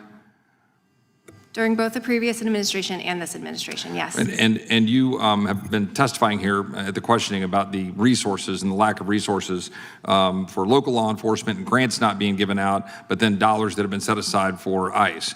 I mean, the question here is, how much taxpayer funds should have to be spent right now? How many taxpayer dollars of current American taxpayers should have to be spent to go round up illegal aliens? I think, unfortunately, the better question is how that money should be spent, not how much. Wait a minute, no. I actually think it matters how much. Because with all due respect, Ms. Pierce, you were working under the previous administration, if I remember correctly, with safe mobility offices.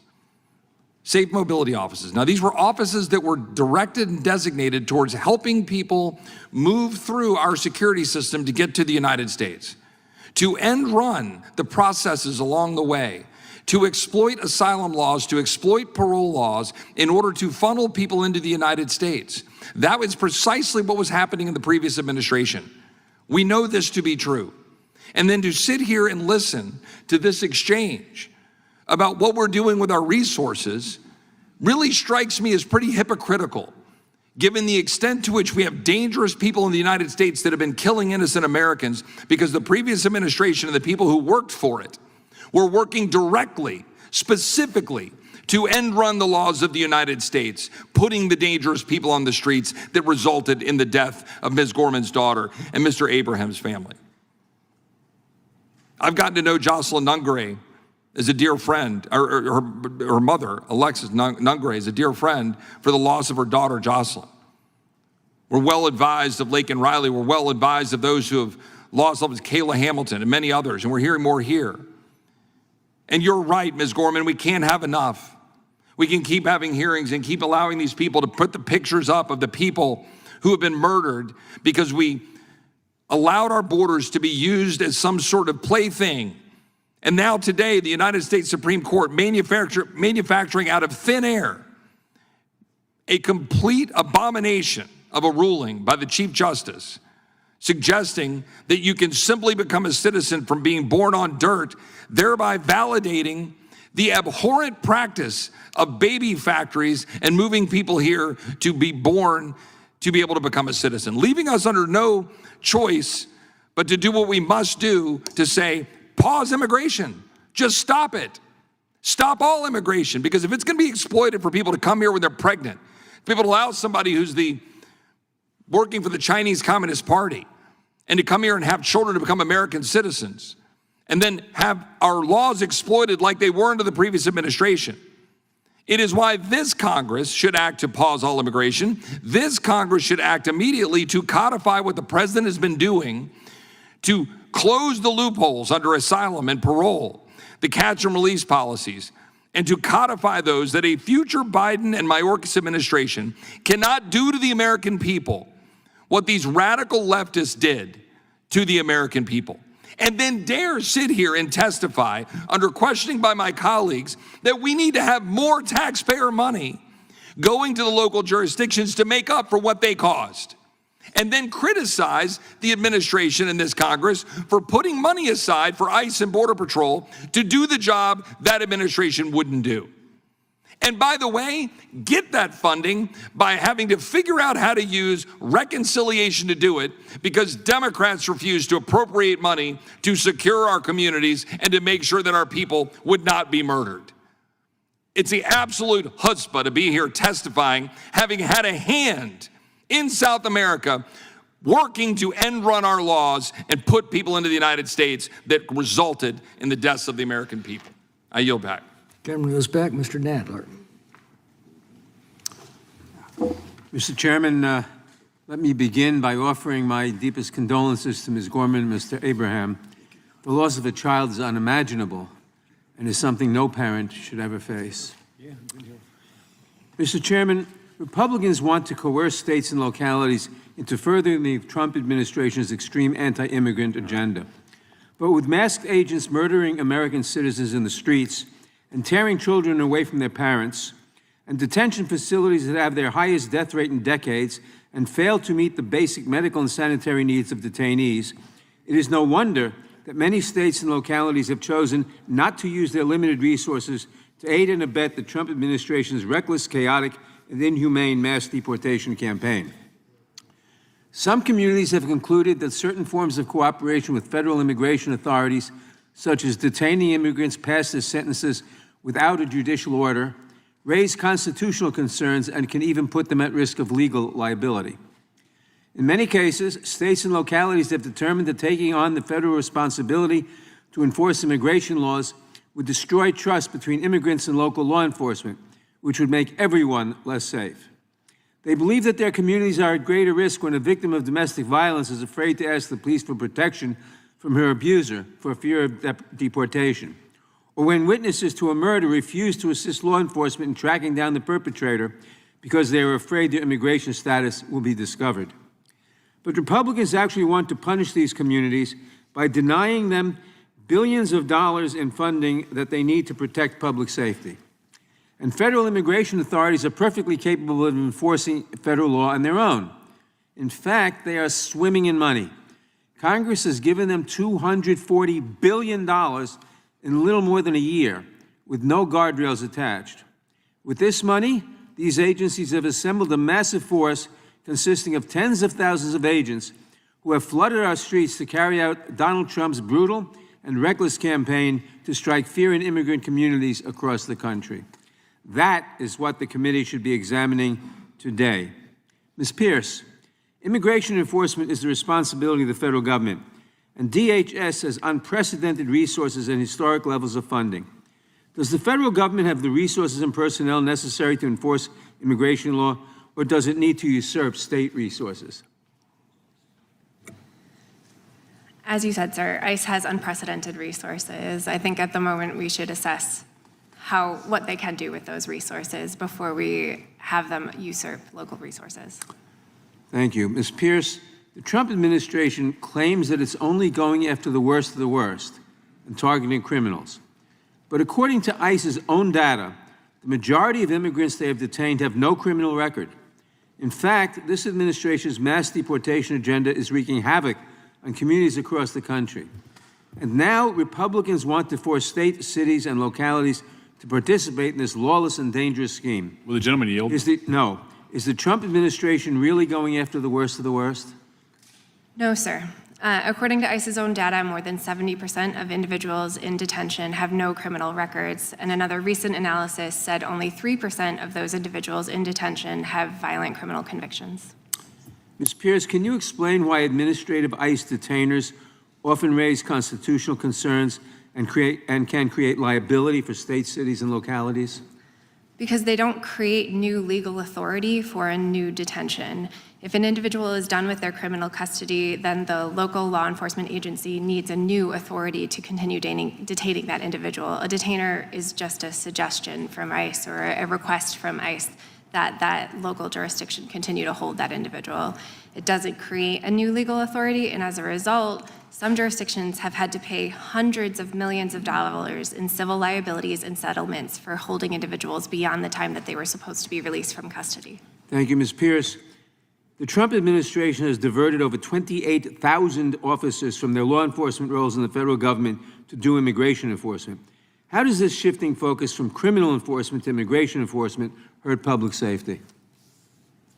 I feel like very few people would argue that taking officers who were focused on violent crime, child exploitation, human trafficking, firearms trafficking, fentanyl smuggling, and putting them instead to focus on civil immigration enforcement, that doesn't increase public safety. It pulls individuals away from their primary public safety missions.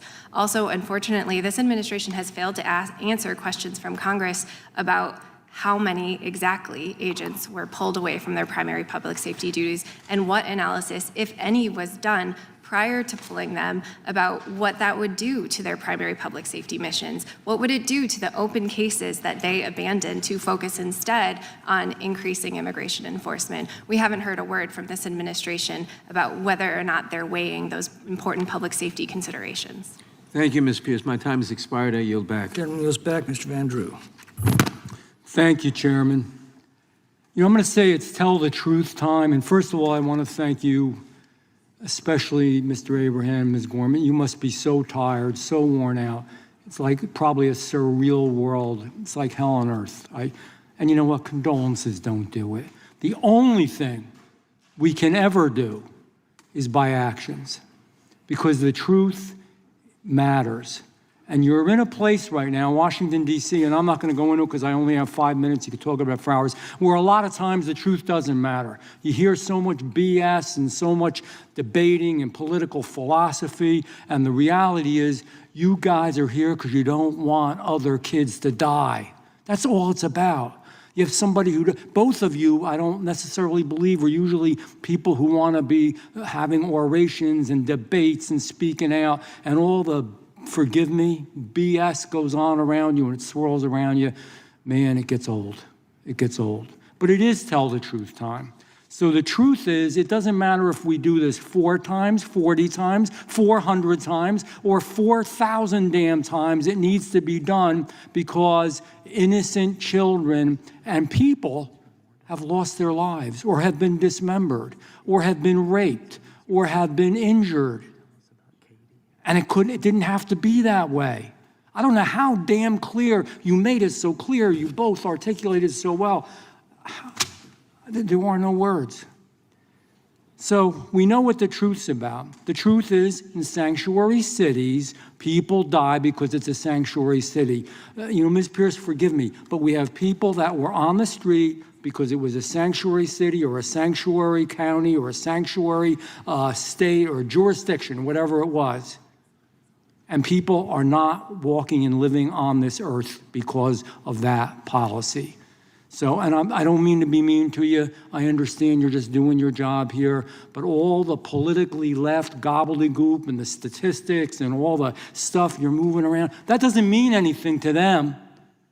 Look to the right and look to the left and tell them about all your political stuff and all that you've done, all that left-wing political nonsense.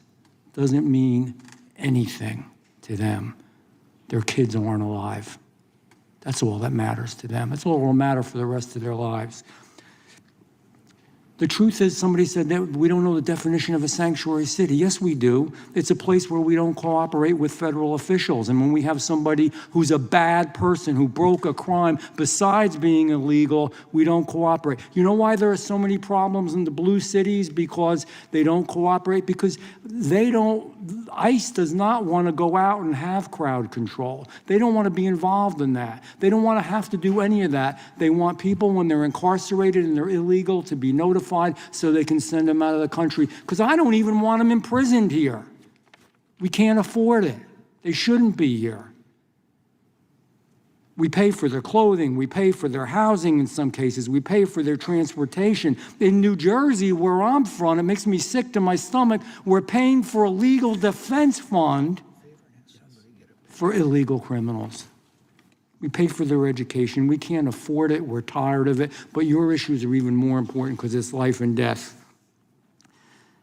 Ms. Pierce, I don't think you're going to do, I have a request, but I don't think you'll do it. I'd really love you to look to your right, because they'll look to you, and look to your left, and tell them about all your numbers, and all your grants, and all your BS, and why we shouldn't arrest and deport people who are here illegally and commit crimes. Do you want to do that? Explain to them. And also explain to the sheriff why you're correct and he's wrong, even though he's been on the ground and in the street. Have you served in law enforcement? Have you been a law enforcement official? No, sir. Okay. He has. He's seen it. He's been on the street. He's seen the blood and the guts. This isn't some philosophical thing out in space we're talking about. These are real people who are really getting hurt because of bad politics. I got time, I think, for one question.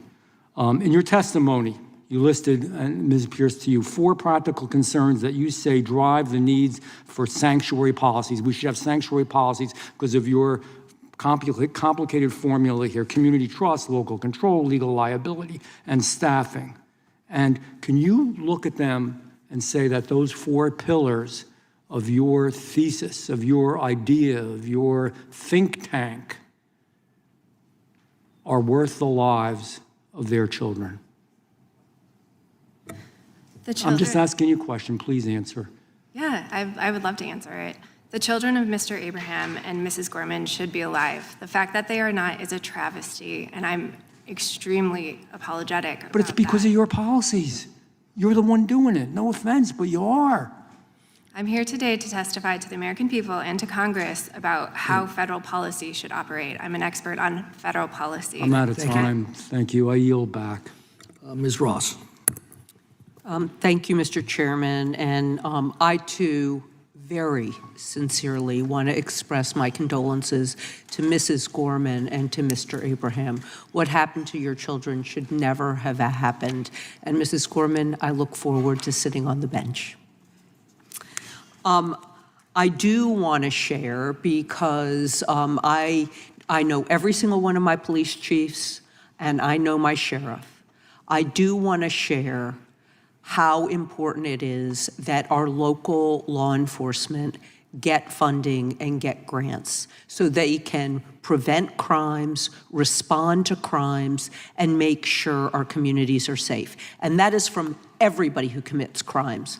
Illegal immigrants, legal immigrants, American citizens. We need to make sure we give our law enforcement at the local level, closest to the community, the tools that they need. And every single time I can get a community project for my local law enforcement, I do it. I am, however, very concerned that the Trump administration has stopped some of the grants to local law enforcement to help hire new officers, to get the equipment that they need.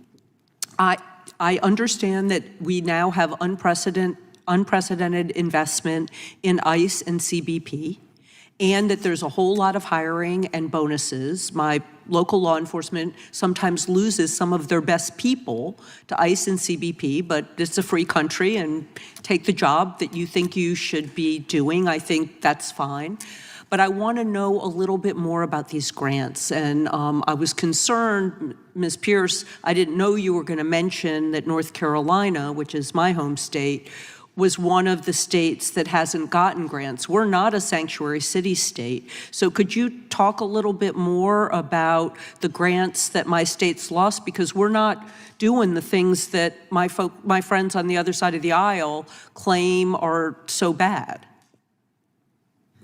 Absolutely. So the grants I mentioned that have been delayed, the fiscal year 2025 grants, the $4.5 billion that should have been given out more than 9 months ago, they actually should be going to every single state in the country. I was listing in my testimony the countries represented by the majority on this committee because I think that this is a real issue. The states, you mean? I'm sorry, the states, thank you. Yeah. Represented by the majority on this committee because I think this is a real and important issue that this committee should be examining. But every single state in the United States is missing public safety grant funding that should have been given to them more than 9 months ago. And could you tell me what that grant funding would go toward? So funding from the Office of Justice Programs goes to a wide variety of resources that help protect local safety. They go to law enforcement officers to help with hiring, to help with officer training, to help with officer wellness. They also go to organizations out in the community that help represent individuals.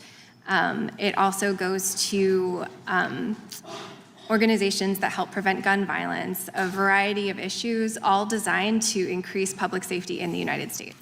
Okay, and I wanted to ask, I only have about a minute and a half, but you briefly mentioned how there's been diversion from child exploitation cases. Could you explain how agents have been pulled off of child exploitation cases? Absolutely. So Homeland Security Investigations is a wing of ICE. Unfortunately, this administration has pulled many of the individuals who specialize in the specific crimes that HSI focuses on to instead focus on immigration enforcement, and that includes individuals focused on child exploitation cases. These are very specialized agents that work on these cases. When they leave them, the cases can't just be like picked back up at a later time. Instead, the evidence gets outdated. More children are vulnerable to exploitation and predators get longer to work on them. So it's extremely concerning that this administration would pull investigators from those cases. And have they been pulled from human trafficking cases? Yes, absolutely. So Homeland Security Investigations, which has lost so many agents to instead focus on civil immigration enforcement, also focuses on human trafficking, drug smuggling, cartels, a variety of issues that are very important to the public safety of the United States. Okay, thank you, and I yield back. Gentlelady yields back. Mr. Moore. Thank you, Mr. Chairman, and Ms. Gorman, thank you for being here today. Mr. Abraham, certainly sorry for your loss. Sheriff, we hear a lot of talk about grants and funding, but it seems like to me you have a bigger problem with some of the laws. Actually, you may have the resources to do some things sometimes, but it seems like state laws, sanctuary states and cities and communities actually create a bigger hurdle for you sometime. What specific authority or cooperation do you need to prevent a removable offender from being released back into the community before ICE can take lawful custody? Thank you. So we don't spend a whole lot of resources on any type of immigration enforcement. We have no authority to do that. So when I keep hearing that our resources are tapped, what they're actually tapped into is when they come into our custody. That's where we're getting hit by these sanctuary laws, where it is impacting my budget, precious jail bed spaces. That has a huge impact. It's not that we are out there doing any type of enforcement. We never have and we never will. That's a federal component of the government. But what we need to have happen is those low-level offenses that don't fall within California SB 54, the 16 I mentioned, and Ms. Pierce did put out some numbers. So out of 7 that I gave over to ICE, I had 16 that I could not turn over because they did not meet the low-level or the high-level offenses where I could cooperate with ICE. And those were released back into the community. I need that to change. And you know, I was talking to a judge as a friend of mine, and under the prior administration, he would actually have people in his courtroom that were driving under the influence that were here illegally. And very often, if he turned them over, they would take them down the road and turn them loose. Angel and Jeremy C. actually died in my community, a drunk driver, Mr. Abraham, much like what you described. They had him, they turned him loose. He was a repeat offender. And then he was back out on the street again and ultimately killed 2 newlyweds, young newlyweds. Ms. Gorman, I understand that the individual that murdered Sheridan had been in prior custody and they had been released. Do you want to tell me a little bit about the details? And then, if you don't mind, tell us what real accountability looks like to your families and to the communities when we have these sanctuary jurisdictions.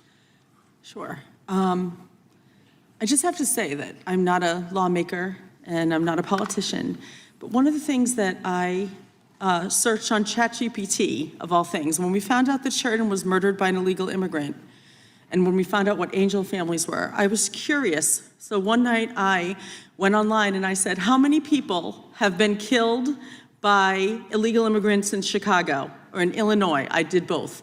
Do you know what the answer was? Without being, point blank, it basically said the Chicago police are not allowed to track that information. They're not allowed to ask.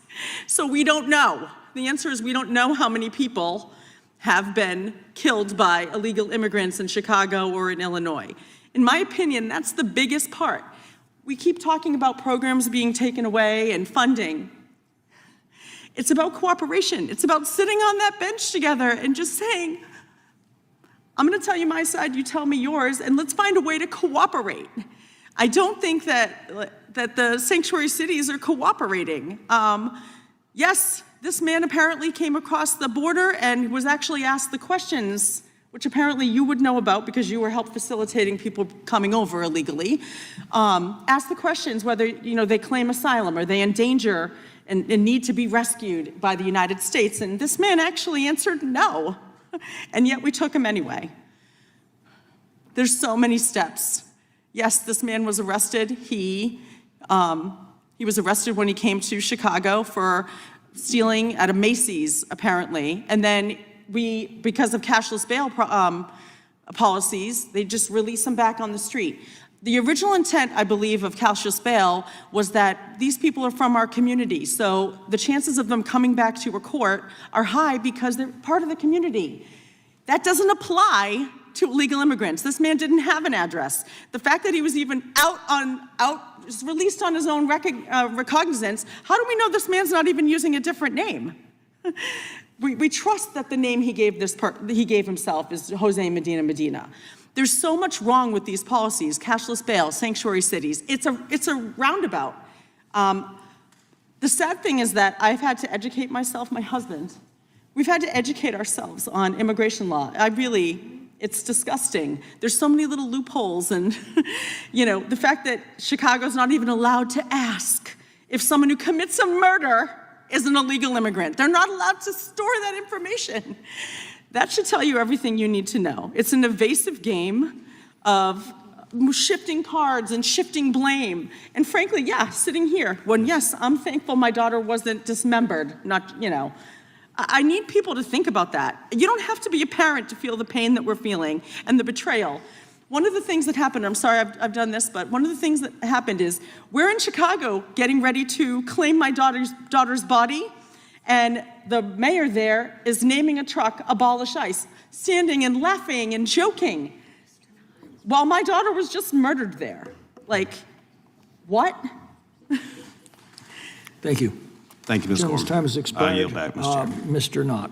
Sorry about that.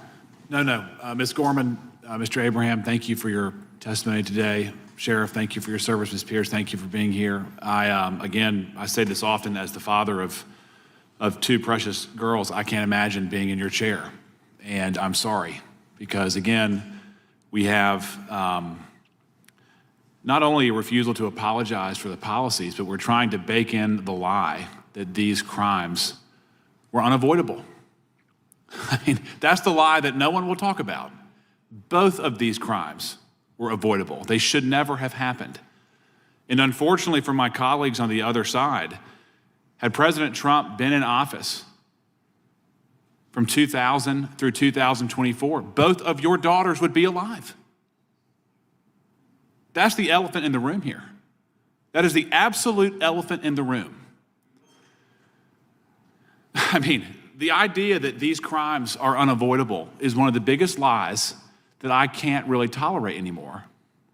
I really can't. I mean, look at Jose Medina, apprehended by the Border Patrol on May 9th, 2023. He told immigration officials he did not have any fear of harm or death. He was marked by Border Patrol as someone who was likely to abscond. He asked to be deported to Colombia. He could not provide any point of contact inside the United States. But the Democrats behind Biden and Harris programmatically ushered him into the country,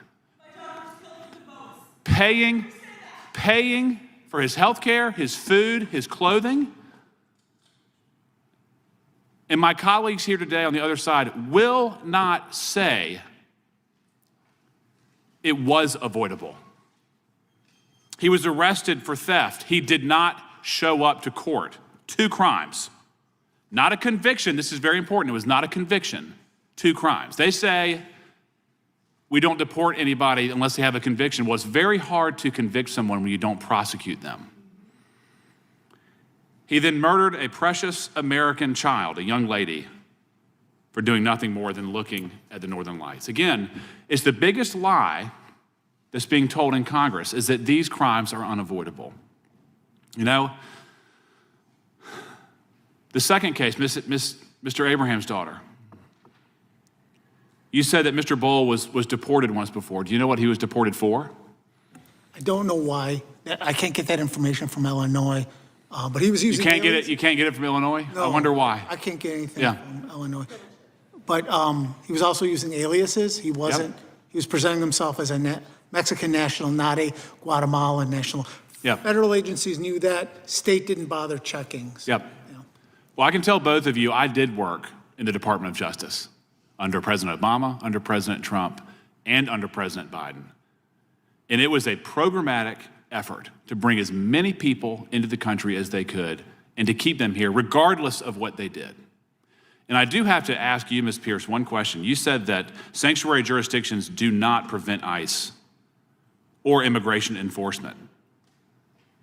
Do you stand by that comment? Yes, sir. We have heard testimony in this committee of sanctuary jurisdictions that consider immigration consequences before they finalize cases, before they charge cases, before they plead cases. Are you aware of that? Yes, sir. Will you condemn that? I think that both U.S. citizens and immigrants should be charged and treated. Well, I didn't ask that. Will you condemn considering immigration policies before charging or resolving cases? I don't think immigration should be a consideration when we're talking about criminal law. Because when they do that, that does affect immigration enforcement, correct? We're not talking about criminal law. We're not talking about civil immigration enforcement. I'm talking about criminal illegal immigrants, ma'am. Someone sat in that very chair and said, I will release somebody if they're an illegal immigrant and they're charged with a serious felony. I questioned them 2 weeks ago. That would affect immigration enforcement, would it not? ICE can pick them up either way, whether or not they're charged, sir. Asking a Biden official to talk about border policy is pretty laughable, I've got to say so. I think it's past time that we as Americans do stand up and say that American children are treasures. They are unique. Protecting them should be our foremost priority. That's impossible when you embrace open borders. That's impossible when you welcome people from all over the world, regardless of who they are, here. Thank you. Gentleman's Thank you. time has I yield back. expired. Ms. Scanlon. Thank you, Mr. Chairman. At this point, I feel like I shouldn't be surprised by some of the wild stories and fantasies that Republicans on this committee have embraced when they talk about sanctuary cities to really ramp up political drama, even if it's at the expense of individuals' pain and personal tragedy. But it is always jarring to hear the lies being embraced. According to our Republican colleagues, most immigrants to our country are criminals, despite the overwhelming evidence. And as even Mrs. Gorman said, we have good immigrants among us. Exactly, but that distinction seems to get lost on this committee. Evidence is immigrants are actually more law-abiding than native-born Americans overall, and we have the fact that over 70% of the immigrants detained by this administration actually have no criminal record, either here or in their home countries. According to our Republican colleagues, sanctuary policies block ICE from doing its job. According to our Republican colleagues, elected officials in cities with so-called sanctuary jurisdictions are scheming to protect immigrant criminals at the expense of their own constituents, or they're not prosecuting immigrants who commit crimes. How could any of that actually be possible? No one would agree to elect officials who deliberately make their own communities less safe, and no one would agree to live in such places.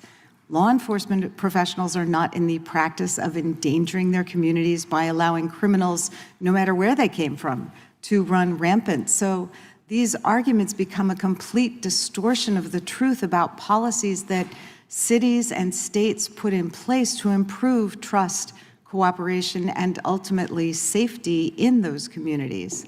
And here's the reality.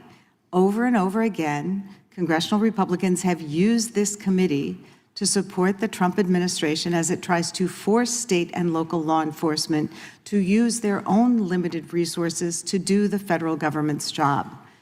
Even though they've sent almost $250 billion to DHS and ICE to support this administration's chaotic, out of control, mass deportation agenda that both doesn't go after the worst of the worst and has actively harmed, endangered, and even killed innocent people, including American citizens. And in doing so, our colleagues have supported the defunding of law enforcement by blocking resources for local police and diverting resources at the federal level for fighting child trafficking, terrorism, drug trafficking, corporate overreach, fraud, and more. So, Ms. Pierce, we've heard a lot of rhetoric about so-called sanctuary jurisdictions, but I think it's pretty well established now that there isn't even a single definition for that term. Can you describe for us what sanctuary policies actually do, what their purpose is, where they have been adopted, and what effect do they have? Thank you. So jurisdictions adopt sanctuary policies or policies in which they limit the amount that they cooperate with civil immigration enforcement in order to protect their own resources, to protect their criminal and civil liability, in order to protect their communities and the trust that they have established with their local communities. Those policies limit how much they lend their resources to ICE to do civil immigration enforcement. So I'm just trying to make plain or understandable how sanctuary policies protect local resources. So how does that work? How does going the extra yard, well, first of all, are there any jurisdictions in the country that you're aware of that actually violate federal law with respect to cooperating with ICE, where it's required by law? Not that I'm aware of, no. Okay, not that I'm aware of either. But there's this middle ground where ICE would like local jurisdictions to take extra steps to detain people longer on the local dime or to take other actions that actually cost our city and states money. Can you talk about that a little bit? Yeah, absolutely. So an ICE detainer, for example, requesting that a local jurisdiction hold someone beyond the time that they would be in criminal custody, that takes up jail space as well as personnel time, and then it also subjects that local jurisdiction to legal liability, for which they can be charged hundreds of millions of dollars in liabilities or in civil settlements. So that legal liability is if, for example, ICE wants someone detained who shouldn't be detained? If ICE fails to establish probable cause or another legal authority to hold someone beyond the time that they would be in criminal custody, yes, that local jurisdiction holds the legal liability for holding that individual beyond their time in custody. Gentlelady's time has expired. Mr. Fry. Thank you. I yield back. Thank you, Mr. Chairman. Really appreciate the witnesses, Ms. Gorman, Mr. Abraham, y'all being here today, sharing that. It's incredibly brave. It's not it's not an easy thing to do. So I appreciate you being here and talking about your children, talking about the failures of the system and what would have resulted if we had actually done our job, if the government had done its job. Ms. Pierce, the ranking member of this subcommittee has sponsored legislation in the past to abolish ICE. Do you believe that we should abolish ICE? No, sir. Do you, so when people call ICE slave camps or the Gestapo, do you believe that that is an accurate reflection of ICE? I think there are a lot of problems with the current approach to immigration enforcement, but no, I would not use those words. Why do you think, as the Democrat witness here today, which is that you would disagree with the ranking member of the subcommittee and other members of this committee and this Congress that want to abolish ICE, why do you think that we should not abolish ICE? I think immigration enforcement has a role in keeping us all safe and a role in the proper function of our government. So do you believe that that's where most Americans are at, is they also want to abolish ICE? No, sir. And why do you think that is? I think that in the United States, we care a lot about our laws being enforced. And Enforcement. What a novel concept. So when the last administration, and you've had a lot of criticisms in this hearing today about this administration, what do you think the last administration failed at? Just briefly. I think that the last administration could have done more quickly to control the southern border. In what way? Limiting the benefits given to individuals crossing the southern border when it comes especially to asylum. So don't give them free stuff, right? Don't open, is that what you're saying, limiting the benefits? Don't give them free stuff that incentivizes them? Do you think that incentivizes them to come to the country? No asylum seeker gets free stuff. To be clear, I'm talking about the benefit of asylum and immigration benefit. In your written testimony, you wrote that there is a smarter path the Trump administration can do with sanctuary jurisdictions, and highlighting how some jurisdictions may be willing to cooperate in serious cases. You also wrote that focus immigration enforcement on serious public safety threats. What do you consider a serious case or a serious public safety threat? I think we can look at criminal law, we can look at violations, and we can decide which of those are more concerning. Well, you're the expert, so I'm asking you, what do you consider, this is in your public testimony, what do you consider a serious case or a serious public safety threat? I think there's a lot to that answer that I would like more time than 5 minutes to consider. Well, like what? Like what is it, like a felony? Would a felony be considered a serious case? Absolutely. So like a DUI, would that be considered a serious case? I think it depends on the circumstances. A DUI is an extremely serious violation. What about in the case of Mr. Abraham's daughter, the DUI, prior charge or conviction, would that be considered a serious case? I think a DUI is a significant violation of our laws. What about shoplifting? Again, it's a significant violation of our laws. Now, shoplifting is, I guess, a misdemeanor. Would that be, but would you still consider shoplifting a serious case? In my testimony, I talked about how this administration should work with local jurisdictions to decide with them what are serious cases. Where are those jurisdictions willing to lend local resources to help ICE do its job? And that those conversations would be more fruitful than this administration's approach, which is instead to name and shame jurisdictions that it sees as not cooperating. I think the question is like what you consider a serious case. So in the case of DUI or shoplifting, as in Ms. Gorman, those would be considered serious cases. And I'm glad you actually do that. I'm glad you disagree with the ranking member.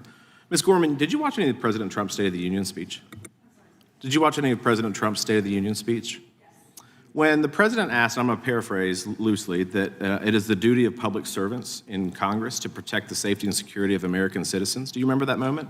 Yes. What happened in that moment? What happened in that moment? Did anyone stand?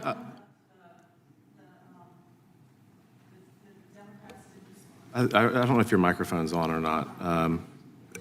They didn't respond. They didn't respond. What did you feel at that moment? Gentleman's time's expired.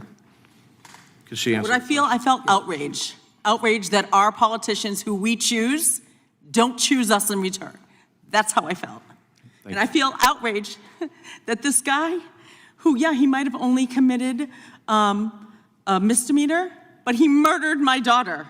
He was on the streets to murder my daughter, 100% preventable. He could have been scooped up twice, and he wasn't. He was allowed to murder my daughter. Should have never been here. Thank you, Mr. Chairman. I yield back. Thank you, Mr. Hunt.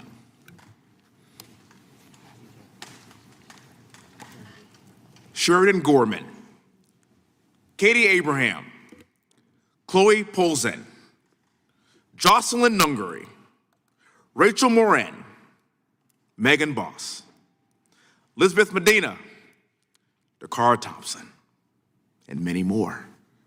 Say their names. Say their names. Sheridan, Katie, Chloe, Lincoln, Jocelyn, Rachel, Megan, Elizabeth, and Dakara. May you rest in peace. These are Americans. These are people's children, their family member, their friends. And every single one of the names that I just mentioned deserve the chance to pursue the American dream. Every last one of them deserve to grow up and build a future and live in a country that is safe, secure, and governed simply by the rule of law. The rule of law that I fought in combat to fight for every single American. Instead, these stories end in tragedy. These tragedies were preventable. And when Democrat leaders refuse to cooperate with federal immigration enforcement, Americans bear the deadly consequences. And I'm disgusted by my colleagues that fight so hard for the rights of people that have no business being here in the first place. This should not be a political debate.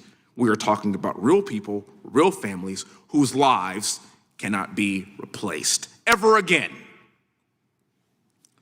Entering the United States illegally does not create a right to remain here indefinitely.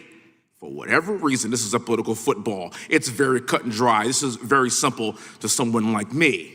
Let's consider this. This has already been stated, but in just 10 months, New York released nearly 7,000 aliens subject to ICE detainers. We are talking about crimes that include 29 murders, 2,500 assaults, 200 burglaries, 300 robberies, and hundreds of sexual assaults. And we are allowing these criminals and these animals back into our midst. Government's first responsibility is to protect our citizens. Anything less than that is a derelict of duty and a failure of leadership. And in this case, the intentional failure of leadership done by political purposes. Our chairman was speaking earlier during his opening remarks talking about 10 million people that have entered this country illegally that we know of. I've heard 15, I've heard 20. I don't give a damn how many it is. It's one too many. And especially people that come here and rape and maim our babies. This is what I get up and do this job every single day because I have babies too, and I see these pictures that are in front of me, and I weep for you because I see my babies in these photos, and it could have been one of mine as well. And if we don't do our jobs up here on Capitol Hill, we're gonna have more pictures, we're gonna have more murders, and we're gonna have more rapes. This is the bottom line. This is not a partisan issue. Ms. Gorman, Mr. Abraham, I want to thank you so much for being here. I want to offer you my deepest condolences. Thank you so much for being here. And ma'am, I know this has to be very difficult, but you're doing it in the name of your baby. And she's looking down on you, and she is very, very proud of you for doing this, I can assure you. Sheriff, thank you very much for being here as well. Last year, sir, you did a Fox News interview in which you mentioned that under the direction of Gavin Newsom, you received a threatening letter from the Attorney General of California because of your pledge to work with law enforcement. Is this true, sir? Yes, sir, it is. With my remaining time, sir, what would be your message to Governor Gavin Newsom and Democrat leaders across this country who persist with these homicidal sanctuary policies? And Sheriff, do you think that it is normal for the governor and attorney general of a state to tell a member of law enforcement to not cooperate with law enforcement? No, I do not. It puts me in a very hard position, but once again, I will continue to do what I believe is right. And my message is really clear. In California, stop championing the criminals and let's start championing the victims, sir. Amen. We're killing each other from within. That is how this country comes to an end, not from anybody from the outside, but because we allow 10 million people enter our country illegally, and then we make excuses for them after they murder our babies. That's insanity. And no other country operates like that. Neither should we. I yield back the remaining of my time, and thank you all so much, and I offer you my deepest condolences. Thank you all. Gentleman's time has expired. Mr. Grothman. Thank you. First of all, I want to clean up some of the things that have been said here in the past. When people talk about the number of crimes committed by people in this country illegally, and people claim that they are more law-abiding than the native-born here, the reason they can make that statement is nobody keeps track of the number of crimes who are committed by people here illegally, right? If I walk into a Wisconsin jail and ask the sheriff how many of these people are illegal immigrants, he has no clue. We've got a federal prison in Wisconsin, and I've toured the federal prison, and I asked the warden of the federal prison how many of these people here are in this prison are people who are illegally. He has no idea. So whenever you hear a politician say that people who are here illegally are committing less crimes than the native-born, they don't have a clue. The second thing I want to point out is, because they're lost in the debate, is the huge number of people who come here legally every year. And they try to set those of us up who want the current law enforced as being some mean people who won't let anybody in here. Right now, on a rolling average, every year, we have about 800,000 new people sworn in as new citizens. 800,000. If you look at that historically, it is high. When I was a child, that number was around 200,000. So we are right now letting in, legally, a very high number. Right now in this country, 1/6 of the people are foreign-born. We have never had so many people in our country foreign-born as we do now. That is more than even in the late 1800s, when we had all the immigration from Eastern Europe and Germany and what have you. But for whatever reason, they don't talk about that. Now, if we do believe in immigration laws, we should remove the people who tried to sneak in here illegally. That, to me, is also obvious. And insofar, nobody knows exactly how many, insofar as President Biden let 8 million people in this country illegally, if we're going to have our laws mean anything, it means ICE and Border Patrol and whoever should remove those 8 million people. I don't know any serious person who believes we should only remove people who've committed a serious crime, right? If 8 million people came here illegally, 8 million people should be removed. Now, we've had a long hearing here, and we're having this hearing because of the horrific acts committed by people who are in this country illegally, and sometimes it's easy to forget the wonderful people whose lives were cut short by the zeal of what I think is the Democrat Party trying to change America as quickly as they can and letting everybody under the sun here. But in any event, we'll start with Mr. Abraham.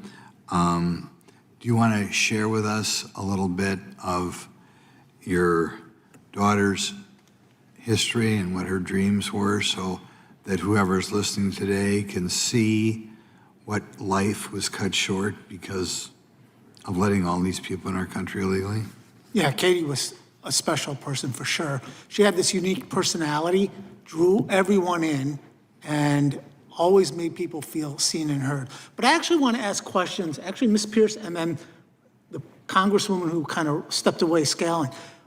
The inconsistencies I'm struggling with here. So they're complaining about children being exploited, but I didn't hear these voices from 21 to 25. Were you talking about that too? Because maybe I wasn't paying attention. So as wonderful as Katie was and how she got sacrificed by awful policies, she was sacrificed, there's no question about it. People knew a preventable outcome. This is part of the equation and calculation. Okay, this is 100%, I believe. But it just seems to me strike the inconsistencies that, oh, we're so worried about now. I don't know, but over the last 4 years, nothing, not a word from anybody. So I'm just confused, I guess. I don't want to talk about it because I don't think anyone here cares. So I don't want to waste my breath on that. I just want to know, why the inconsistency? Why is it only one side and the other? That's what I'd like. We'll talk after this. I'd love to hear how you're saying now is important, but back then it wasn't important. So anyway. Thank you. And I think it comes from there, just people want to dramatically change this country, and they'll ignore any ounce of common sense to change America. But Ms. Gorman, would you like to tell us at all about your daughter's future? I'm afraid I'm going to have to interrupt. We're going to have to save that for the next question because the gentleman's time's expired, but we'll go to Chairman Jordan. Thank you, Mr. Chairman. Let me start with, well, let me go back to Mr. Abraham. Your daughter went to school in Ohio, is that right? I think when we talked at in our office a couple Athens, months Ohio, ago. Yeah. Ohio University, Bobcat, yeah. Yeah, what was she majoring in? She was going to be marketing, yeah. We got a big journalism school there. I wondered if she was going to be a journalist. Well, now I know she was a lovely young lady. Sheriff, your state is a sanctuary state, is that right? Correct, sir. Yeah, so even if you wanted to enter into these 287G agreements that Ms. Pierce was kind of alluding to, where you can work with the federal government on enforcing federal law relative to immigration, you're not allowed to do that in your state, is that right? Correct, sir. But you decided you're going to do the right thing. Yes. You're going to work with, Yes. right? And guess what? If we had passed the bill that Mr. McClintock's the sponsor of, that we've already passed out of this committee, you would be protected. It says you couldn't face any kind of repercussions or consequences from the state if that law would be passed. So right now you're just doing it because it's the right darn thing to do. And is it really that hard? Ms. Pierce said it's like tough to, it's a cost on counties, and it's basically honoring the detainer notice. And my understanding is when I've seen these notices, it's like, hey, if you're going to release so-and-so, who we know is an illegal migrant, who was in your detention center or your jail because it's been alleged he's committed some other crime, if you're going to release him, just call us, give us a heads up 48 hours before you release him. How is that an additional cost for the county or the city? There is no cost. In fact, that's probably the most efficient way. And what I've been hearing is the federal resources have now been reallocated, and it's all because of sanctuary laws.